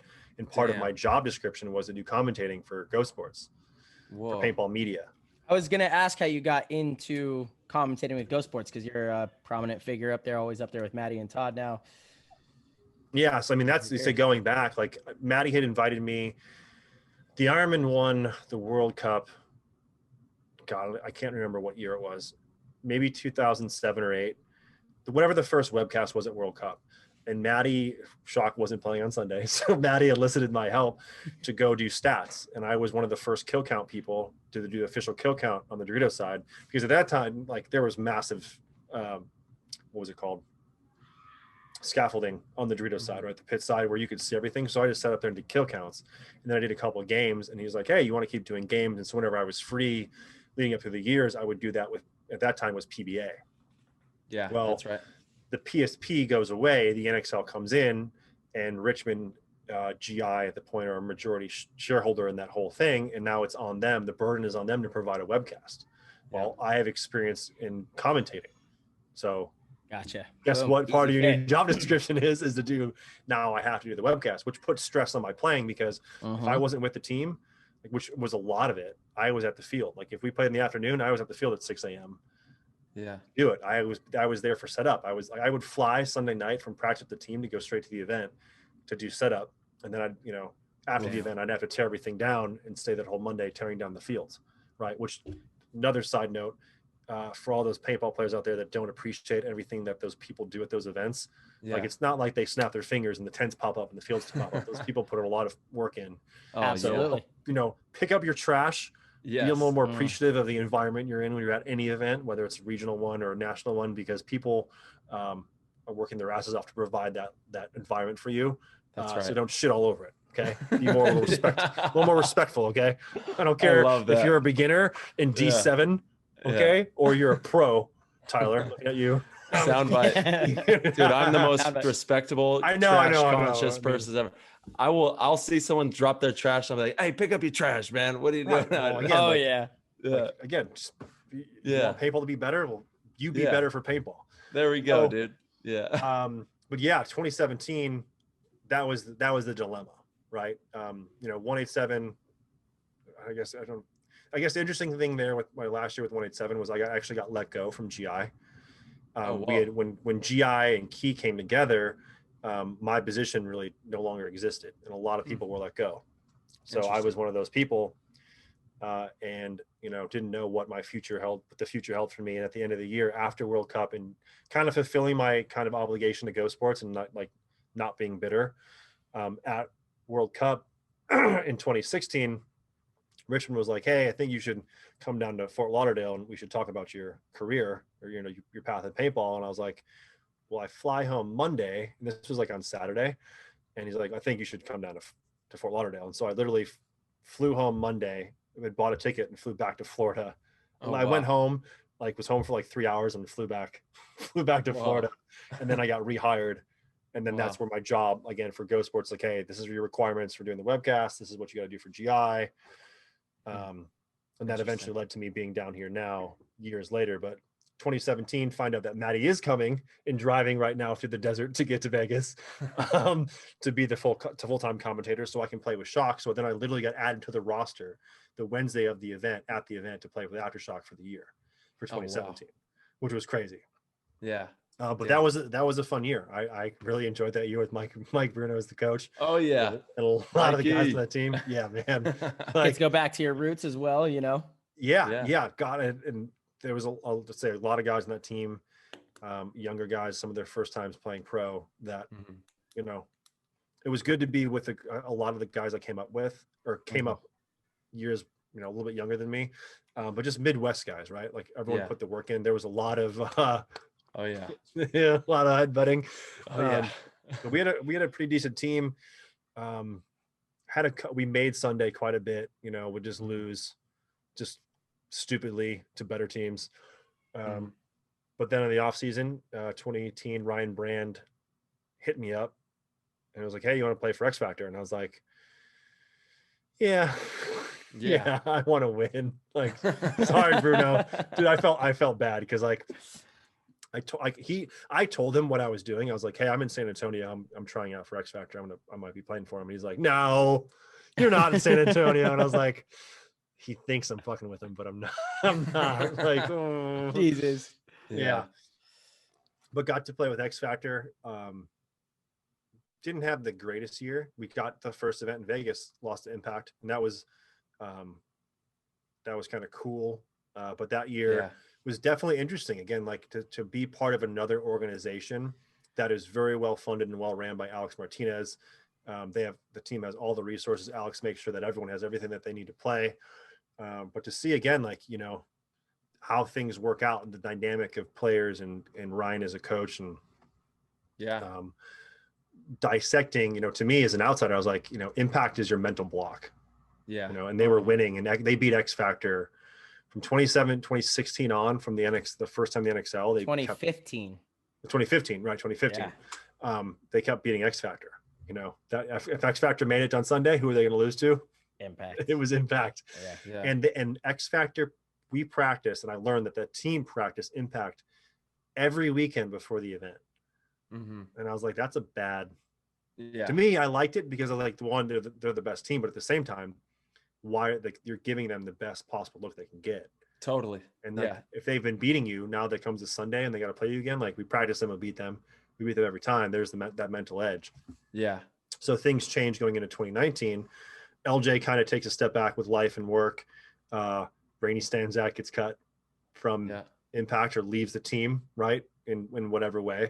And he comes to X Factor and definitely turns the tables, man.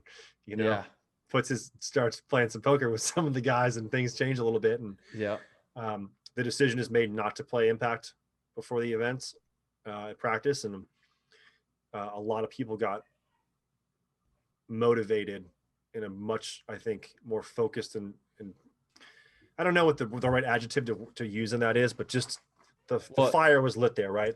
Yeah, go and listen to Ryan Brand's show if you can. We had him on the show as well. You can get all the juicy details in there on what was going on in there. But yeah, it was a complete turnaround in that year, obviously. Yeah, You you guys know, crushed it. it didn't happen right away, but you know, sometimes all you need is one little spark. You could have all the other pieces correct, and it could be a little shift in how you practice, bringing in a player, one little thing can change the dynamic of a team. And it does seem like in that 2019 season, especially, obviously, you know, you guys won 2 events in a row. You guys won the series. Something was different about X Factor. It was like you guys finally got over that hurdle. And it was Nick. It was Nick. Well, Rainey. Nick was solid, but Rainey, that's what he does. He brings in fire. And you mentioned he's a poker player, right? Yeah. He knows how to get under people's skin. You look at that second event in Dallas against Impact. What does he do? He gets Mouse ejected from the turn for a match, right? So the first match Sunday morning, Impact had to play without Mouse, and they lost. And ever since that event, well, you know, I gotta take a little bit of credit for this, because Maddie keeps saying in 2019 that the Russians kind of derailed Impact's success. But honestly, I truly believe it actually happened in Barcelona, the event before, from the Golden State Kings. We beat them 5-0 on Sunday. Yep. And I remember you talking to him about this. Like, ever since then, Impact really kind of, they kind of folded up a little bit. But I mean, in the States, in the US, it's always obviously a different beast. And Rainey in that match, getting Mouse to get under his skin like that, and then get Mouse suspended for a game, and then them losing. I mean, paintball at the highest level is such a finicky thing. It's such a mental game as well. If any bit of doubt creeps into your psyche, it's really tough to win, right? Especially when you got these other teams that are coming in. And I feel like he brought some of that mojo over to X Factor. Yeah. Oh, 100%. Like he's not one. He's going to speak up. He's not, he's going to let you know how he feels. And he's going to get his point across. And, you know, I think that's one of the things that I would rather you speak up and let everyone know how you feel than to hold something back. And that goes with Tyler's going to see, you're going to see something differently than I am. Marcel's going to see something different than I am. And that, you know, it's not just because we play different positions on the field, but we have different outlooks on everything, from every aspect of our life and how we apply that to the game that we play. So I want you to say, to bring that to me. And I want to be a good teammate, and I want to look at it through your eyes and go, wow, that makes sense. And it's, I think Rainey opened up a lot of people's eyes, and it got to the point where he's like, we shouldn't be playing Impact. We should be doing things this way. This is what, and the guys just won, on Impact the last 5 years, everything there is to win, like who's going to argue with him? The last thing that, it's been 6 years since X Factor's won a tournament. If it was World Cup, who cares? Like, you haven't won a tournament in 6 years. Right. This guy just won 3 last year. You're like, let's listen to what he has to say. And everyone bought into that. Yeah. Alex bought into it. Ryan bought into it. Archie, Colt, everyone. And, the mental attitude on the team changed. The outlook. Rainey went to everyone's position, gave his feelings, whether it was appreciated or not, on what people should do. But it was I would love to hear how those conversations went. Dude, I loved it, man. I loved it because it wasn't like, ooh, like he's saying something and he's making somebody shut up. Like, take that, Archie, ha, ha, ha. Like, it was like what he's saying holds weight. It holds water. Of course. And it's easy, and everyone knows this as teammates, that you know how to push everyone's buttons, but like, we're doing this because we want to win and we want the best out of each other. And once you buy into that, and that's why I think, again, with Ironman leading into Vegas is what happened, which led to our success of that event. That's what Rainey kind of brought to the table and pushed that energy, pushed that mental mindset into everyone. And everyone just, the chemistry it was better. And that's not to say that, it was I guess worse in a way, but it just, everyone kind of was a fresh new level, fresh breath. Like, you know what I mean? And so the results didn't happen right away, but and the win against the Russians in the finals in Philly wasn't the best thing, but it happened. And then the team won Chicago. World Cup didn't go, really wanted to win that event, didn't go all that well, but got the series. Thanks Russians in the penalty at the end for, won that by the skin of our teeth, which was crazy. insane. Oh my God. That was a great year for that team and that organization and everything that Alex and Ryan and all those core guys have been through. Then I got cut. Yeah. which I completely get there. Like LJ came back, played the same position. I didn't play Chicago. They brought in LJ. He got the MVP, killed it. I don't know if with the way that layout was, if LJ wasn't on that team, on that squad, like if they chose not to pick anyone up, I don't know if the team would have won. I mean, he was almost like the A-Rod that played in Vegas. That's what LJ was, the way he kind of stepped up and played that field for X Factor. And I think that really helped. It's kind of like a comparison, right, to the way that he just came in and did stuff with like little to no practice. He just went off that event, and that raised the level of the team. And so he came back, and there's a cost associated with him and playing time on the field. I don't think I ever started one match on X Factor in 2 years. Look, you have to weigh that stuff out, and if it costs, you're going to give me X amount of product a year. You're going to, the cost of my flights, and essentially that's it. There's nothing else that I'm getting for that. What does LJ require? What is needed to have him on the team, or Rainey and anybody else? So if you look at that, hey, we didn't start you 1 point. You're a cost, and that cost going into somebody else is worth this. And unfortunately, the way we just have to part ways. And dude, you know what I love about you, Nick, man, is one, you like are so open with your history with these teams, dude, and the fact that you have been cut from a few different organizations, but you've constantly persevered and found yourself in a new situation that you have made an extremely good situation for yourself. And that is like the epitome of just making the most out of whatever it is that is presented your way. And like, again, you right now are the 2020 champ. You know what I mean? You are sitting on a team where you were the starter. You played just about every single point in Vegas, and your team won. And you have constantly, no matter what it has been, all the way back from, Houston Heat. For me, that's when I first started taking you serious as a player and thought that you were playing really well, was with Heat. And no disrespect, maybe I didn't pay enough attention before then. But I was like, that kid's weird, man. Why does he always say hi to me? It was more like, dude, what is going on with this guy? I'm trying to play. But ever since then, no matter what has happened in your career path, you have found yourself in a situation that is good. You have made the situation good, and it has led you to where you are now, which again is, I mean, dude, I look at where you are in paintball, and someone who it seems has been told no many, many times. You're a commentator for GoSports, which is the premier, webcast. It is the pinnacle of professional paintball. You are one of the faces of that organization. You are a face of GI, one of the biggest, if not the biggest organization in paintball. And you also are on the team that just won the NXL Las Vegas Open. So it's like you have constantly persevered and found yourself in a good situation. And that's something. And my he did pretty good in the ultimate shootout, right? No, stop. We're not going to talk about that. I'll talk about that too. Like, I'll give you. You want to wait? How bad do you want to know who wins? How bad do you want to know who wins? Yeah, I know. I do. I appreciate that, but I really do. Well, real quick, like what I was getting to is that, look, we always, especially with the people that we've had on the show so far. Yes, we've had a lot of people that like. Most of it is just a success story.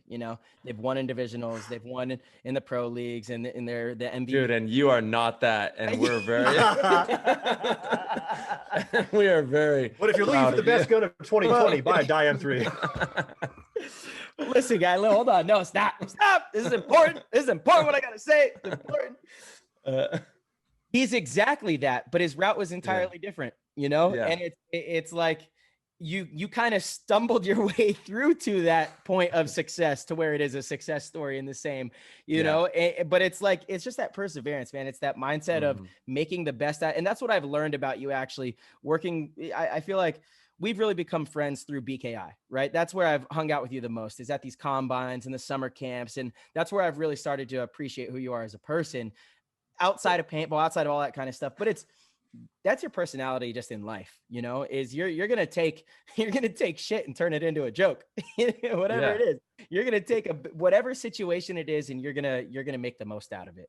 And that's a valuable thing for people to learn and understand and be able to take into their everyday life. Because if you can do that, you're going to overcome a lot of adversity. You know, so many people just get stuck in this rut of feeling sorry for themselves, getting down, getting depressed, slipping into terrible mindsets that they can never get out of. And you are like the exact opposite of that, you know, and it's important, man. It really is. And I hope more people can kind of strive to be that and have that humility. Cause that's, again, at the end of the day, that's really what it comes down to, is humility. And you have so much of it. I mean, you know, you're well, it's not easy either. Like, it's you not, know, you got to swallow the pride. Yeah, exactly. To transmute the bullshit and turn it into gold is like a hard thing to do. It's a gift. Once again, like this man, this burly faced legend down here is gifted at turning, you know, situations that may not be favorable into highly favorable situations, which is, it's not easy. It takes a lot of mental fortitude and a lot of determination.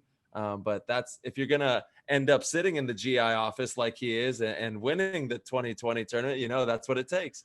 Well, and never quitting too. Like I can't tell you how many players get cut from a team, not necessarily in the pro division. Well, you know, they work their way up, get on their first pro team. I've had this happen a lot with a bunch of friends actually. And then they get cut from that team and they're like, you know, maybe I should quit.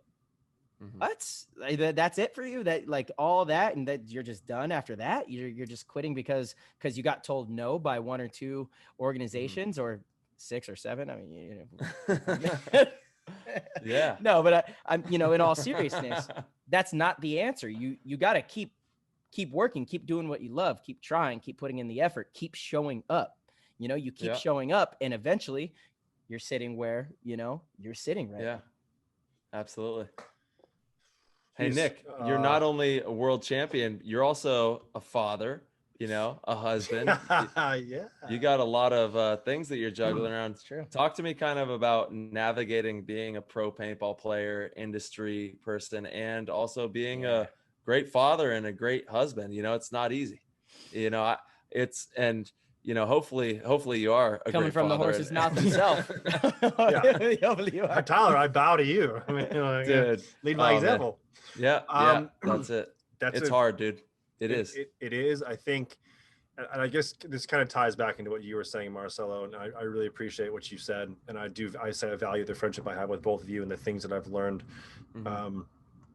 But like, you know, right back at you, dude. Hey, let's go. I won't be able to shoot you this weekend. I'm going to give you a free pass the first one we play. I'm like, I can't shoot him the other way. Sorry, guys. I'll let Marcelo come down the Doritos and shoot you on the face. And Tyler jumped in the center. I had to give him one. Hey, Nick. There we go, man. That's right. Yeah. I'm just going to turn the other way. But I think the thing that I've learned, and this I really take to heart, speaking up. Like on Heat, there were times I didn't speak up. I just sat there and was told I wasn't playing, and I wanted to speak up. And that's where, you know, asking people, Tim, you know, rest in peace. Like when he got on Heat, he told me, he's like, hey man, you know, I think you're a really good player. I think you getting on Heat and the team winning has kind of made you into a little bit of an asshole, and you're not even playing. And I was like, wow, you really think that of me? Like what have I done? You know, what have I like? And like, I would always go to Tim then that year and be like, hey, you know, like, what do you think? And you need to rely on people, and you need to embrace you're going to fail. And it's how you handle yourself in those moments. And like, that's where, you know, leading into what you just said, Tyler, like I have a very amazing wife. I have an amazing mom and dad who've done everything they can to help me. But getting, you know, my wife, Michelle, we started dating right before I went pro. Like we've been together for a long time. Like I was 20, 21 when I went pro. So like we were together for a while. I haven't been still together for a while. And so, but she knows that I'm passionate about this. She's been to every tournament. She's been to Europe. She's been all over the place. So she knows what's involved, and she's accepted that. And she's sacrificed things in her life for me to get where I'm at. So like that support structure, you know, can you make it on your own to a point, but you need to be able to ask for help and rely on people, because that's what this is what it's about. This is life. You know what I mean? If you want to dive into paintball, you have teammates. You're going to need, hey, Tyler, back left's wrapping on me, dude. You got to shoot this dude. You know what I'm saying? Like, okay, I got control. I'm back on my job. But that is one of those things where to be able to go to her and talk about things, and, you know, what's going on in my life to get input back from people that I value, that are truly friends, like true friends. That's another thing I recognize, like who's there to help you succeed and who's not there, who's out for their own best interest, you know. And that's the lesson I've learned in paintball. And that's why I think it's easier for me to be more realistic with, this is what's happened. Like, this is life. You know what I mean? Like, I'm not going to like, I got cut, you know, like I don't want to talk about it or be bitter about it. You know, I got fired from GI, like, fuck those guys. Like, that's life. Like, business happened. Like, I can, will you be mad about it? Sure. But like, look at the greater picture, like what's happening in the world. You know, with anything, and like pick the pros out of it and move on. That's it. It's you perspective. Can't dwell on that stuff. It's your perspective. But it's tough. It's tough. But the reason why I've gotten that is because I have a wife that supported me. I've had friends and mentors in paintball, from Rennick to Jeremy, LB, Lasoya, like guys that I looked up to, Paul McCord and Darcy and Tristan. And even people that I've looked down on and thought better, like myself, to be better of, to be like, again, let me look at their perspective and why am I thinking this way? And that's where I, again, learned from Tim, like, I'm not, at the end of the day, as easy it is for me to kind of clown on the newer pro teams, like, we're in the pro division, like, you're my peer in this. I don't wish any worse of you. I'm going to say I'm better than you, and I expect to do better than you, but I know you're going through the same things, and your goal is essentially to strive to be better than me and win. Because if it wasn't, you wouldn't be here, you know? And obviously throughout the years, you see people come and go, but you know, that's where, getting back to the family question, like, I've got a great support staff. I have a wife with a supporter, my mom, my dad, my mother-in-law, and all my family that, again, there was a Chicago event. I had so many family members come out, like, it was insane. Like, it was, but it was amazing. That's why I love that support.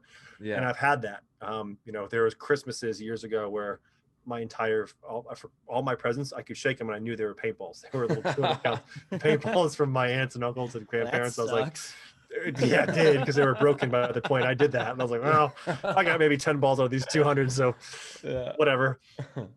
But it's definitely tough now, you know, having two kids. A daughter just turned 1 last month, and it's congratulations. Dude, that's amazing. Yeah, dude, that's amazing stuff. But it puts things into perspective on where you're at in life and what you want to accomplish, you know. And that was one of the things I've only had a few conversations with Dave DeHaan, Dave Youngblood, the owner of Die, the founder of Die. One of which was Tangent. Aftershock, I was pitting for them like 2002 or 3 or something at the Chicago event, and the guy got to use the Die golf cart to drive paint back and forth. Well, I couldn't get it out of the pro pits. In Rennick, Shane Pastana and Dave were having a conversation, and I went to Dave and I went, "Mr. Youngblood, excuse me," and he's like talking. At this time, he's jacked. Yeah, I was like, oh god. And Rennick still scared the shit out of me too. So I was like, oh boy, I couldn't get the golf cart to work, and I knew golf carts. I was like, I think I broke it. So I go, "Mr. Youngblood, I think I broke your golf cart." And he turns to me and he goes, "Are you kidding me, kid? I'm having a good day here, and you're telling me you broke my golf cart? You're serious right now? You're gonna interrupt me and I'm talking to my friends?" And I was like, "I'm done. I'm never playing paintball on the PSP ever again. My paintball career is over. I'm blacklisted." And he goes, "I'm just kidding with you. This happens all the time." And he like hits it with his fist and starts up. And I was like, "You gotta be kidding me." But that's awesome. When I was at Die and I had a meeting with him, he really put into perspective to me where I'm at. How old am I? How many kids do I have? You know, how much longer do you think you be real? Like, what are you, like, you're not as fast as you used to be, you know, like you're older, like you're not a 25-year-old fresh, you know, paintball player. I'm like, yeah, you're right. Like, damn, dude.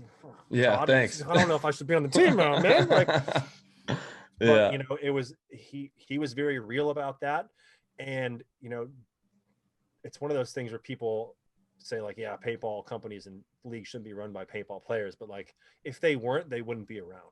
Like, Dave is a very passionate individual and he loves paintball. Yeah. And sure. I agree with that. He took me around Die. And one of the things that I always dreamed about doing, and you only saw it really happen at Smart Parts and at Die, and getting a shopping cart and getting to throw stuff in there. And he was with me every step of the way and going, "You need this and need that." And I was like, I wouldn't be taking all this stuff. Like, it's kind of sweet. Like, I don't know if I need it. Like, but he was just like, he was like a kid in a candy shop, but he was throwing everything in the cart for me. And I was like, you know, how much does that mean to him? Yeah. You know, and this guy who's built this company up is giving me all this free gear for me to live my dream. And looking at it that way, I was like, I've never won anything with the Ironman. Easily reminded that the team hasn't won shit in a decade, right? Thanks, Maddie, for rubbing that in. You better shoes of Phil. And he came out to practice with Davey Williamson and like I think Eric Roberts came out. And it wasn't like it was an OG all-star cast of Ironmen. I remember that. There. Yeah. Yeah, you guys were practicing the other field, and I was like, damn, dude, like better be good. Let's be a good year, or better be a good year. And but that really inspired me to have that conversation with him, to see just that you can, when you talk to people, you can see the light in their eyes when it goes back to those topics. And he wanted the team to be the best team it could be. Always. So that was what was great about winning, you know. But you know, without having him as a support person, like you need to support people, you know. Again, when you're asking, going back to the family thing, like you do have your blood family, but your family outside of that, with your team and your coaches and opponents or peers, and how you can rely on them for their opinion and go to them in matters that you wouldn't go to other people.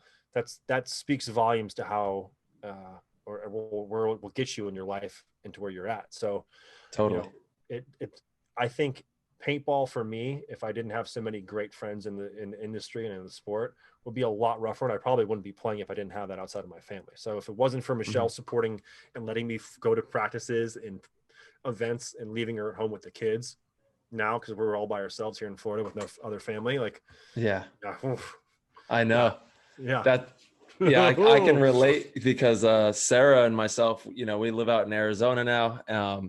Her family wants to move out here someday, but it's just us and the kids, and she, just like, you know, your beautiful wife, I'm so fortunate that my wife as well is like, you know, she understands, she has the vision, she's been to the tournaments and supports, you know, and we're very lucky to have that, because it's a rare thing for sure. That's Marcelo, when are you tying the knot, man? You're next, right? You know, I'm not sure. I don't know if I'm next in tying the knot, but we'll see. I think I got a little ways to go. Got some catching up to do. Kids, definitely, though. Kids, I see you guys. I see, you know, like Ryan is a good example. Someone he thought was never going to get married, never going to settle down. And, you know, now he has young Sloan. And it just, it looks like he's having the most beautiful time with her, you know. And Tyler, the way you are with your two boys, bringing them out to the paintball field. Nick, you know, I see you as well.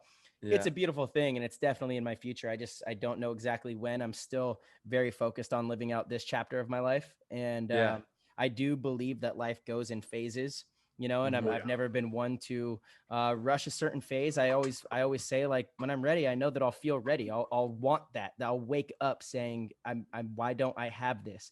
I've always, you know, once I start having that in my mind, I go and do whatever it takes to get it. So I don't have that desire just totally quite yet. Well, don't rush into it too fast, bro. Marcelo, slow down. I had two, and I told the doctor, make it stop. You know what I mean? I was like, that's enough for me, boss. Make it stop. But you know, I am 30 years old now. So it's a lot. Yeah. However, I will say this. My dad had me when he was, I believe, 52. No way. Yeah. 51, something like that. So, Perspective. You know, it's, perspective. He had my little sister when he was 60. So 60. Dude, what a boss. Something like that, you know. What a straight boss. Yeah. I always loved the crown. I always loved having an older dad too. You know, he always laid down the wisdom for sure. So I love that. Yeah, dude. Not that I want to wait that long. I'm just saying, you know, there's definitely no rush. When it's right, it'll be right. I'll feel it. That's right. Yep. That's it, dude. The timing will be perfect. And so we've closed out his kind of story. We've kind of dove into the fatherhood aspect of it. And I'm sure there's a lot of people listening that, you know, envy your story and would love to get your perspective on what, you know, as you've circumnavigated this whole entire professional experience, what's some good advice that you would give to a player that's listening, that's probably younger? We have a lot of them that tune in and want to learn as much as they can from the older generation of pros. So what's a good bit of info you could give them to help them on their path to becoming the best paintball player that they can possibly be? Oh boy. Yeah. No. It's I don't know where I would rank things in terms of importance on what to do first. It's one of those things where I think the first thing that jumped out in my head when you're you know, got where you're going with that question, is you need to always ask for help. And the reason why I stress that is because when I do clinics, and whether I'm doing it by myself or with Marcelo or Tyler with you or any other pro or individual, it's like the first thing I ask people is like, so what do you need to work on? Like, what questions do you have? How can I'm here to help you. You paid me.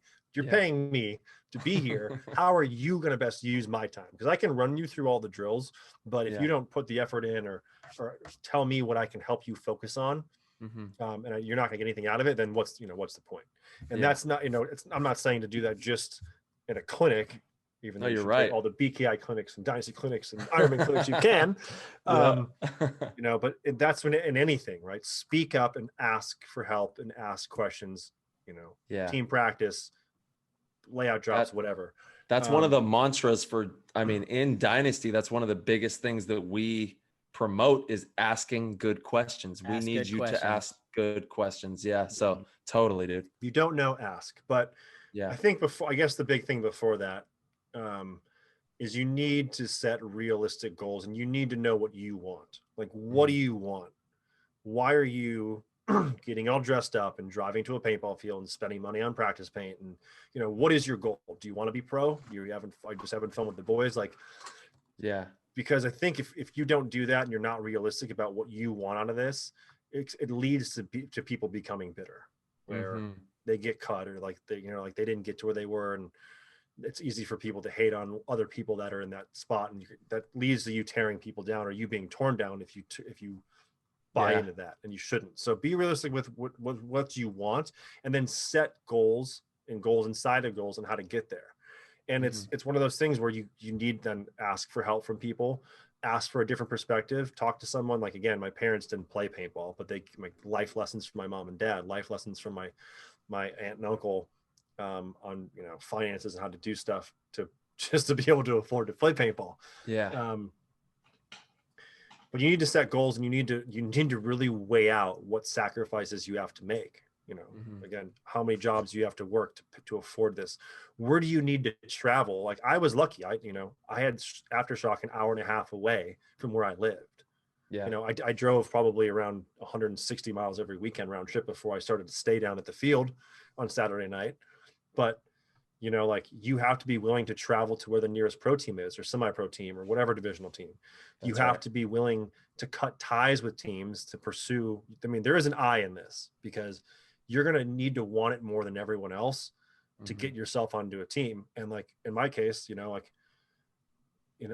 one of the things I thought was crazy was all the Voltage guys got picked up as a whole to go. And because I wasn't part of that, I had to go my own way as an individual. And I kind of screwed the Thunderstruck guys and even this Denver Altitude guys, because I was dedicated I wanted to be on Aftershock. I wanted to go pro. And I was, I was still playing with them, but after that, I was waiting for Shock, and I was just doing whatever I could to be part of that.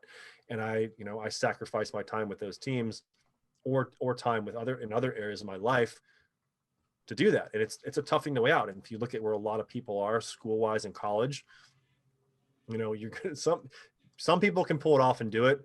I couldn't. I dropped out of college and I was like, this isn't the life for me.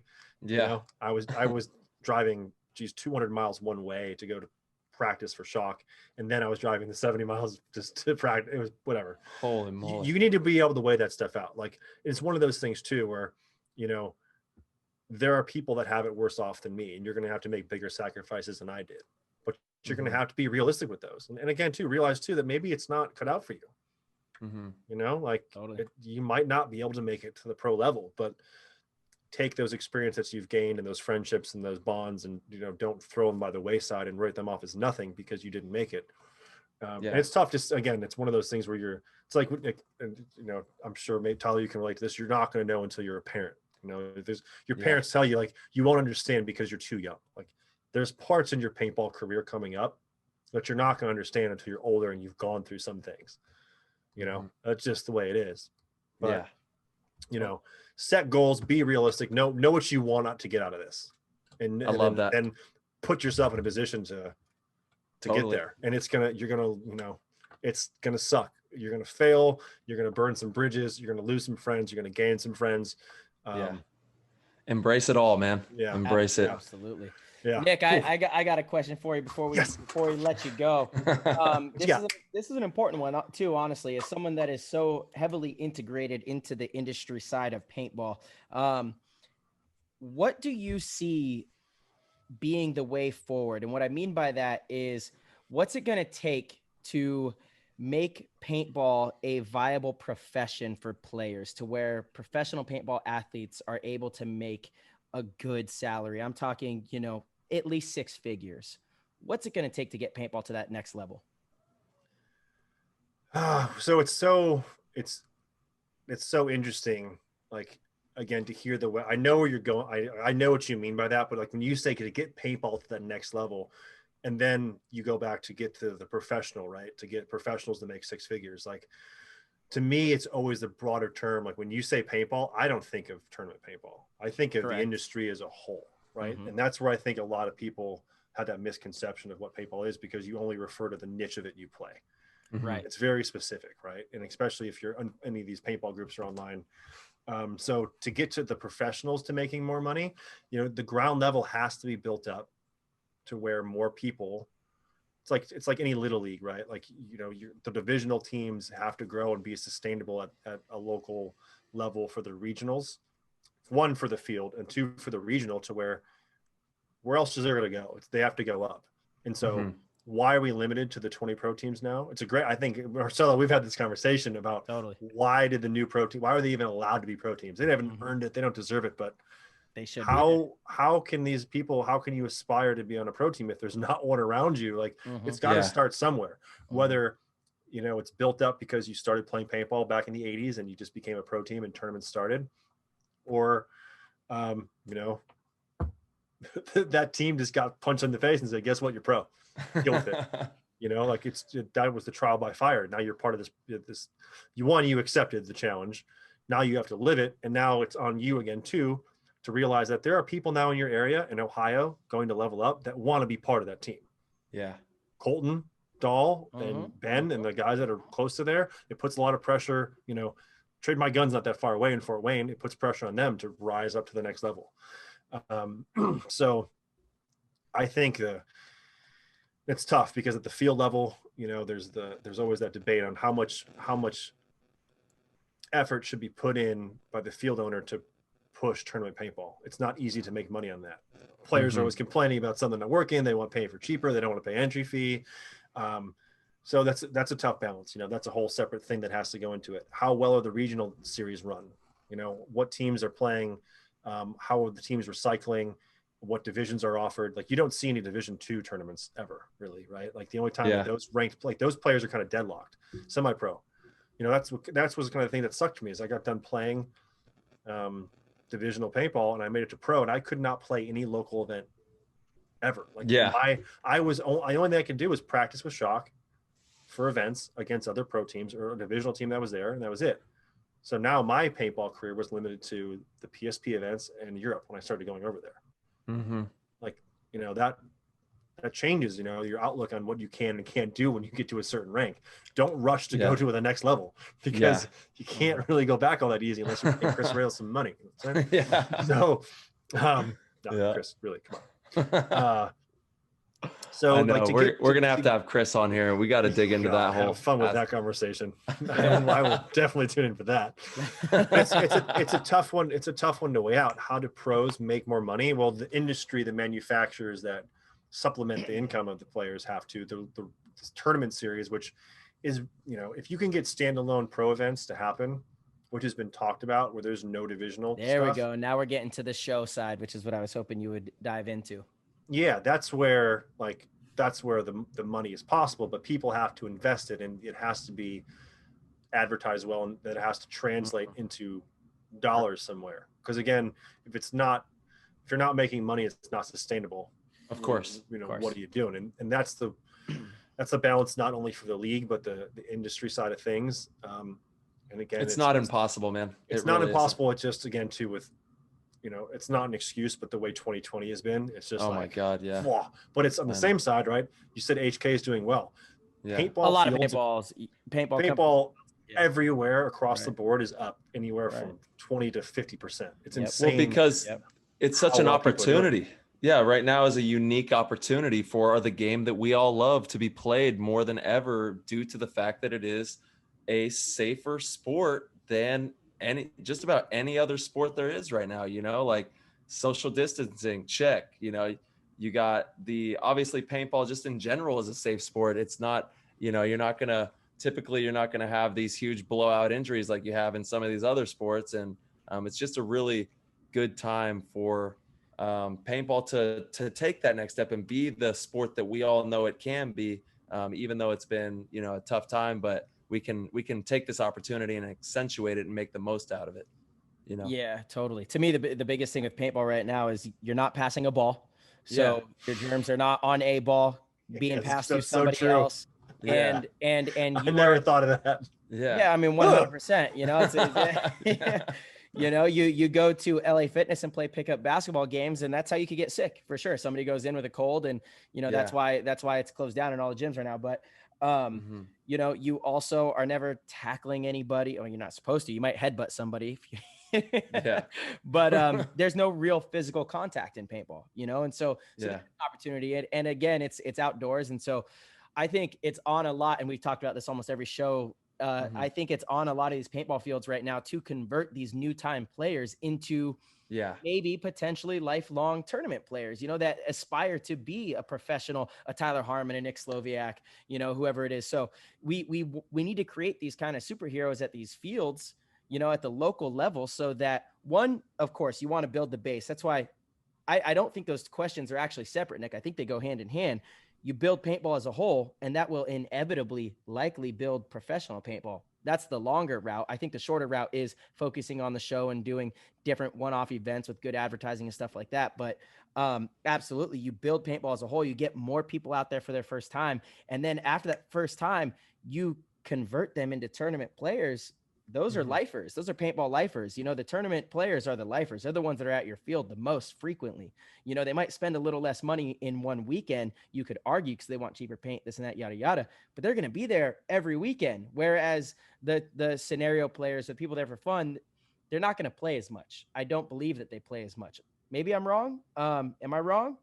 I might be wrong. It's one of those things that, like, one of the great things about being involved in GI is it's opened my eyes to, one, seeing a lot of the numbers, and two, going to those events that we supply paint to and paint trucks, Ion, Invasion of Normandy, and Skirmish, 4,011 people. The last one that like, I've never seen so many people in my life. And those people travel the country playing scenario games. So that's the thing, right? It's so easy. Like, again, you said paintball, but we know we're talking about tournament side of things, right? Because that's just us. That's our life. But I mean, no, I'm not trying to. Yeah, not necessarily though, because again, this is something Tyler and I talk about on the show so much, is paintball, play all kinds of paintball. Scenario paintball is massive. And I think if scenario paintball were to continue to grow and explode, I don't care what kind of paintball explodes, as a matter of fact, whatever it is, I think it's going to help all kinds of paintball, and so any kind of growth. Now, professional players, I guess I did kind of talk about salaries for professional players, but I think they go hand in hand. If paintball companies are doing extremely well, they have a little more pie to divvy out to some of their premier athletes, and so in the long run, that could play a role there. You know what I mean?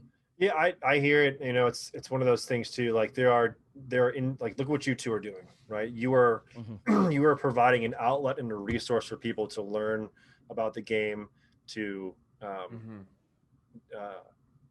just dive into it, right? And so you're creating a value for people to invest into what you are doing.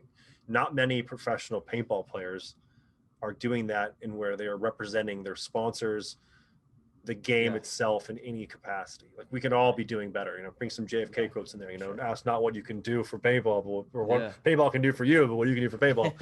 or the USA or something like that. I love that. But I think that's what it comes down to. I think on like an industry side of things, like, what can, and I've gotten into some heated debates with certain people in paintball about, GI doesn't do anything, you just buy people out. Like, if you saw the amount of stuff that we give out and we pay for and we provide for nothing to a lot of events and stuff, like it's a big chunk. Like again, the industry is propped up on the paintball companies who, for the majority, were started by people that love paintball, and they're still run by people that love the game of paintball and provide those things and can say, yeah, here's $20,000 worth of free stuff for this event so it can happen, so that the field can make more money and run it better. But one of the things I think the industry, some of us can do better, and some people are doing better, is, you have to go to these fields. You have to see, hey, this is, or provide the fields an outlet to travel around and say, hey, this is what so-and-so field is doing. Like, we're not competition. Like, you have to do it better. What's working for M&M Pro Paintball in Minnesota might not be working for Cousins Paintball in Dallas. But this is what does work for me. This is where I'm having issues. Sharing the analytics now in today's day and age of technology and what can work, being socially active in providing stuff, if you got to have good refs to give a good experience to those birthday parties and those moms, you have to be clean. There's a lot of stuff that you have to do that, if the industry, and also GI as a whole, as the biggest paintball company in the world, we go in there and we say, hey, these are the things that we have learned from our dealers from certain fields that will benefit you as I'd say a newer field. Here's an outline of what we think you should do to help you. Use our business, buy our paint, whatever. What doesn't matter, because if you're successful, and even if you buy from HK and APX and Eclipse and Dye and GI, and with Empire and JT and all that stuff, you're providing stuff for people that didn't have those resources to purchase from before, and now you're making the pie bigger. Yeah. And so if we, as industry leaders, again, and I'm not speaking solely just on GI and where I work, can be more involved on the ground level at fields, where, again, mom goes there for a birthday party, the kids go play, they have some epic fields, but they've neglected their airball field. The netting's drooping, the poles are sagging, the bunkers are half inflated, and the kid goes, oh, what's that? And the ref isn't all about it. It's not presented correctly. And this can go the complete opposite too. The woods ball fields might suck, and the airball field's pristine, and there's perfect turf, and they go, yeah, so that field looks awesome, but we played most of our games in the woods, and there wasn't stuff for me to hide behind. Played a couple, you have to, and it's tough. You know what I mean? I'm not a field owner. I'm not the one with my livelihood depending on people going and playing in my park. So it's a big ask. It's easy for me to talk about, right? But I think you're saying the right things, dude. You really are. It's the ground level. It's the bread and butter of getting people to come play paintball for the first time, letting them see all those aspects of the game, hoping they have a good time that involves good paint, good rental markers, a solid ref, an experience that's going to want them to come back. And from that, they, hey, if you tried, let's go play on the tournament field or play on a speedball field, and explain to people what that is. Having a clean pro shop, like maybe having the webcast or an old paintball VHS or DVD, a dirter video playing on your screen, So, I mean, there's a lot that can be done. I think, I've got Billy Saransky that's here, and John Rathman that comes in, and Rab, and those guys have done it. They provide information to dealers. We have a great sales team. I know the HK Mark and those guys, like, they're no strangers to this.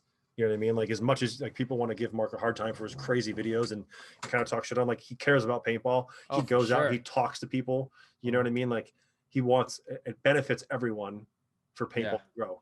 Leds and Jacko, all those guys like Planet Eclipse, the same way. With every company, it's one of those things where it's easy for us to kind of to tase each other, and business stuff does happen. It's like, we got to be real with that. Of course. Whether we want to, say, yeah, GI, was publicly that went bankrupt, or GI sued somebody, or some business sued this person. Like, there is a business side of things that, parts of it you can talk about, parts of it you can't. But this is the real world too, where you need to protect yourselves and protect your, your assets and your IP and all that other stuff. So there's an ugly side to it, but at the end of the day, I firmly believe that, the majority of the people want what's best for the greater good, and they're striving towards it. 2020 has sucked in some ways.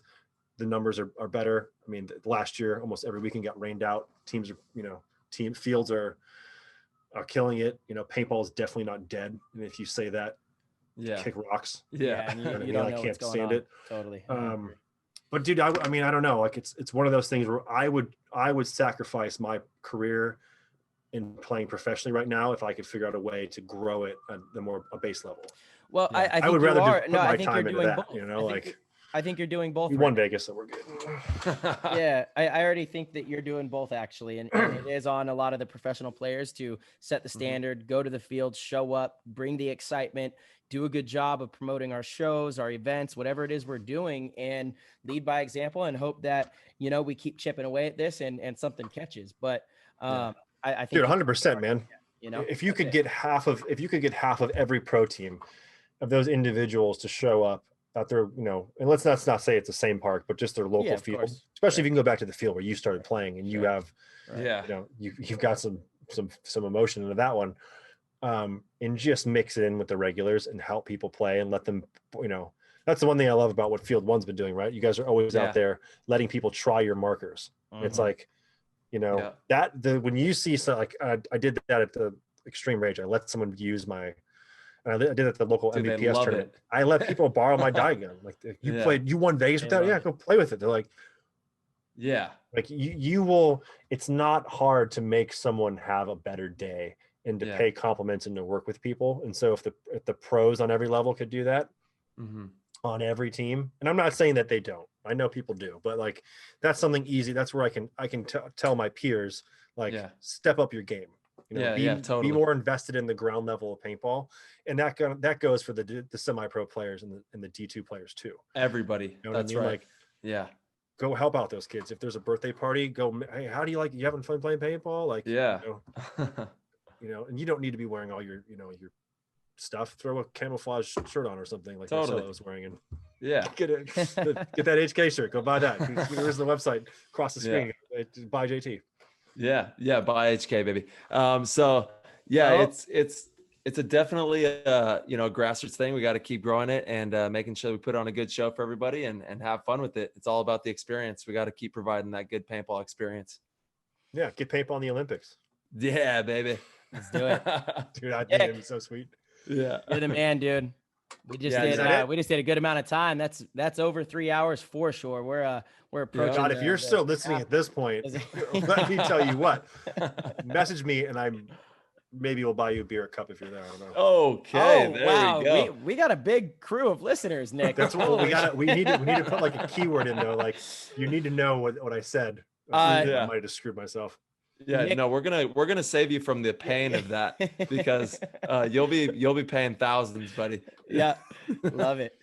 All right, brother. Where can people find you? Where can people keep up with you? I know we talked about it in the beginning of the show, but people want to know where to find Nick Slowiak. Yeah, Slowiak.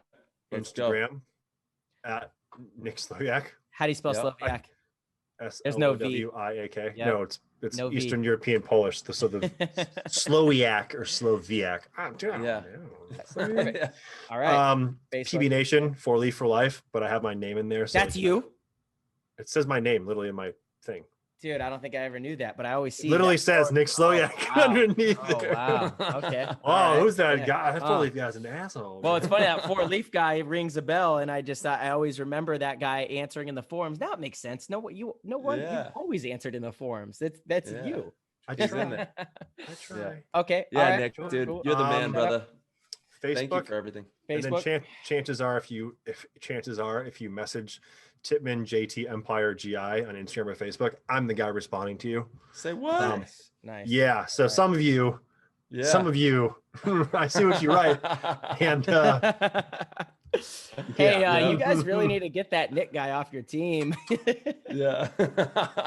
Just kidding. Nick, we love you. Thank you so much, dude. This has been an awesome time. We're going to have you on again soon, because honestly, I have a list here of stuff. This was kind of like Maddie's Go Figure, you guys are the GoSports guys.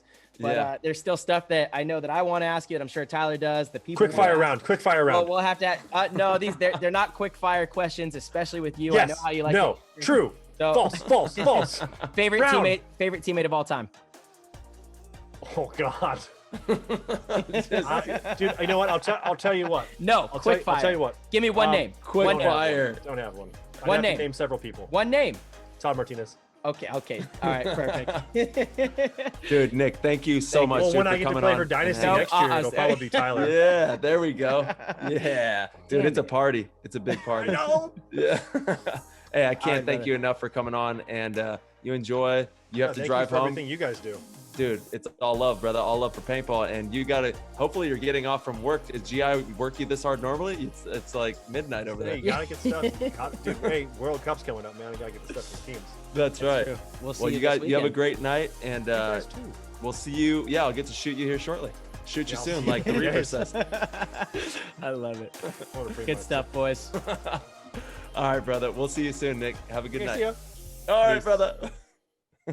My goodness, Nick Slowiak. Yes, yes, and yes. I don't know how anybody could not love that guy. That was an epic show. We're very thankful to have him on. We hope that you guys really enjoyed that one as much as we did. Such a great conversation with an awesome dude that has just been a very important part of paintball for so long. And we wish more players were like him and had the humility that Nick has, because it's very good for the sport. It's very good for people's souls in general, to be honest. Nick is just an awesome dude. If you guys enjoyed the show, you can head over to ptgpaintball.com. Check out our website. We have all of our shows on there, our YouTube channel, the audio. We also have some merchandise. Our Patreon is on there as well. If you guys would like to become supporters of the show, we would greatly appreciate it. We drop nice little videos that are for our patrons only on there, you know, once a month, something like that. There's no real schedule. We just try to give you guys a little bit of extra content, some cool stuff, some tips and tricks, things like that, things of that nature. Our website is brought to you by Rusty Glaze. Rusty Glaze owns Constant Pursuit, and that's what he does. He builds websites for different paintball companies, paintball parks, really anyone that needs it. So if you are one of those people, or maybe you want to start a business, you're an entrepreneur, something like that, and you need a website, Rusty's your guy. Head over to our website, check it out. If you like it, you can hit up Rusty, and I'm sure he'll lace you up. All right, everybody, we hope you guys enjoyed this time. Thank you so much again, as always, for tuning in, and we will see you soon.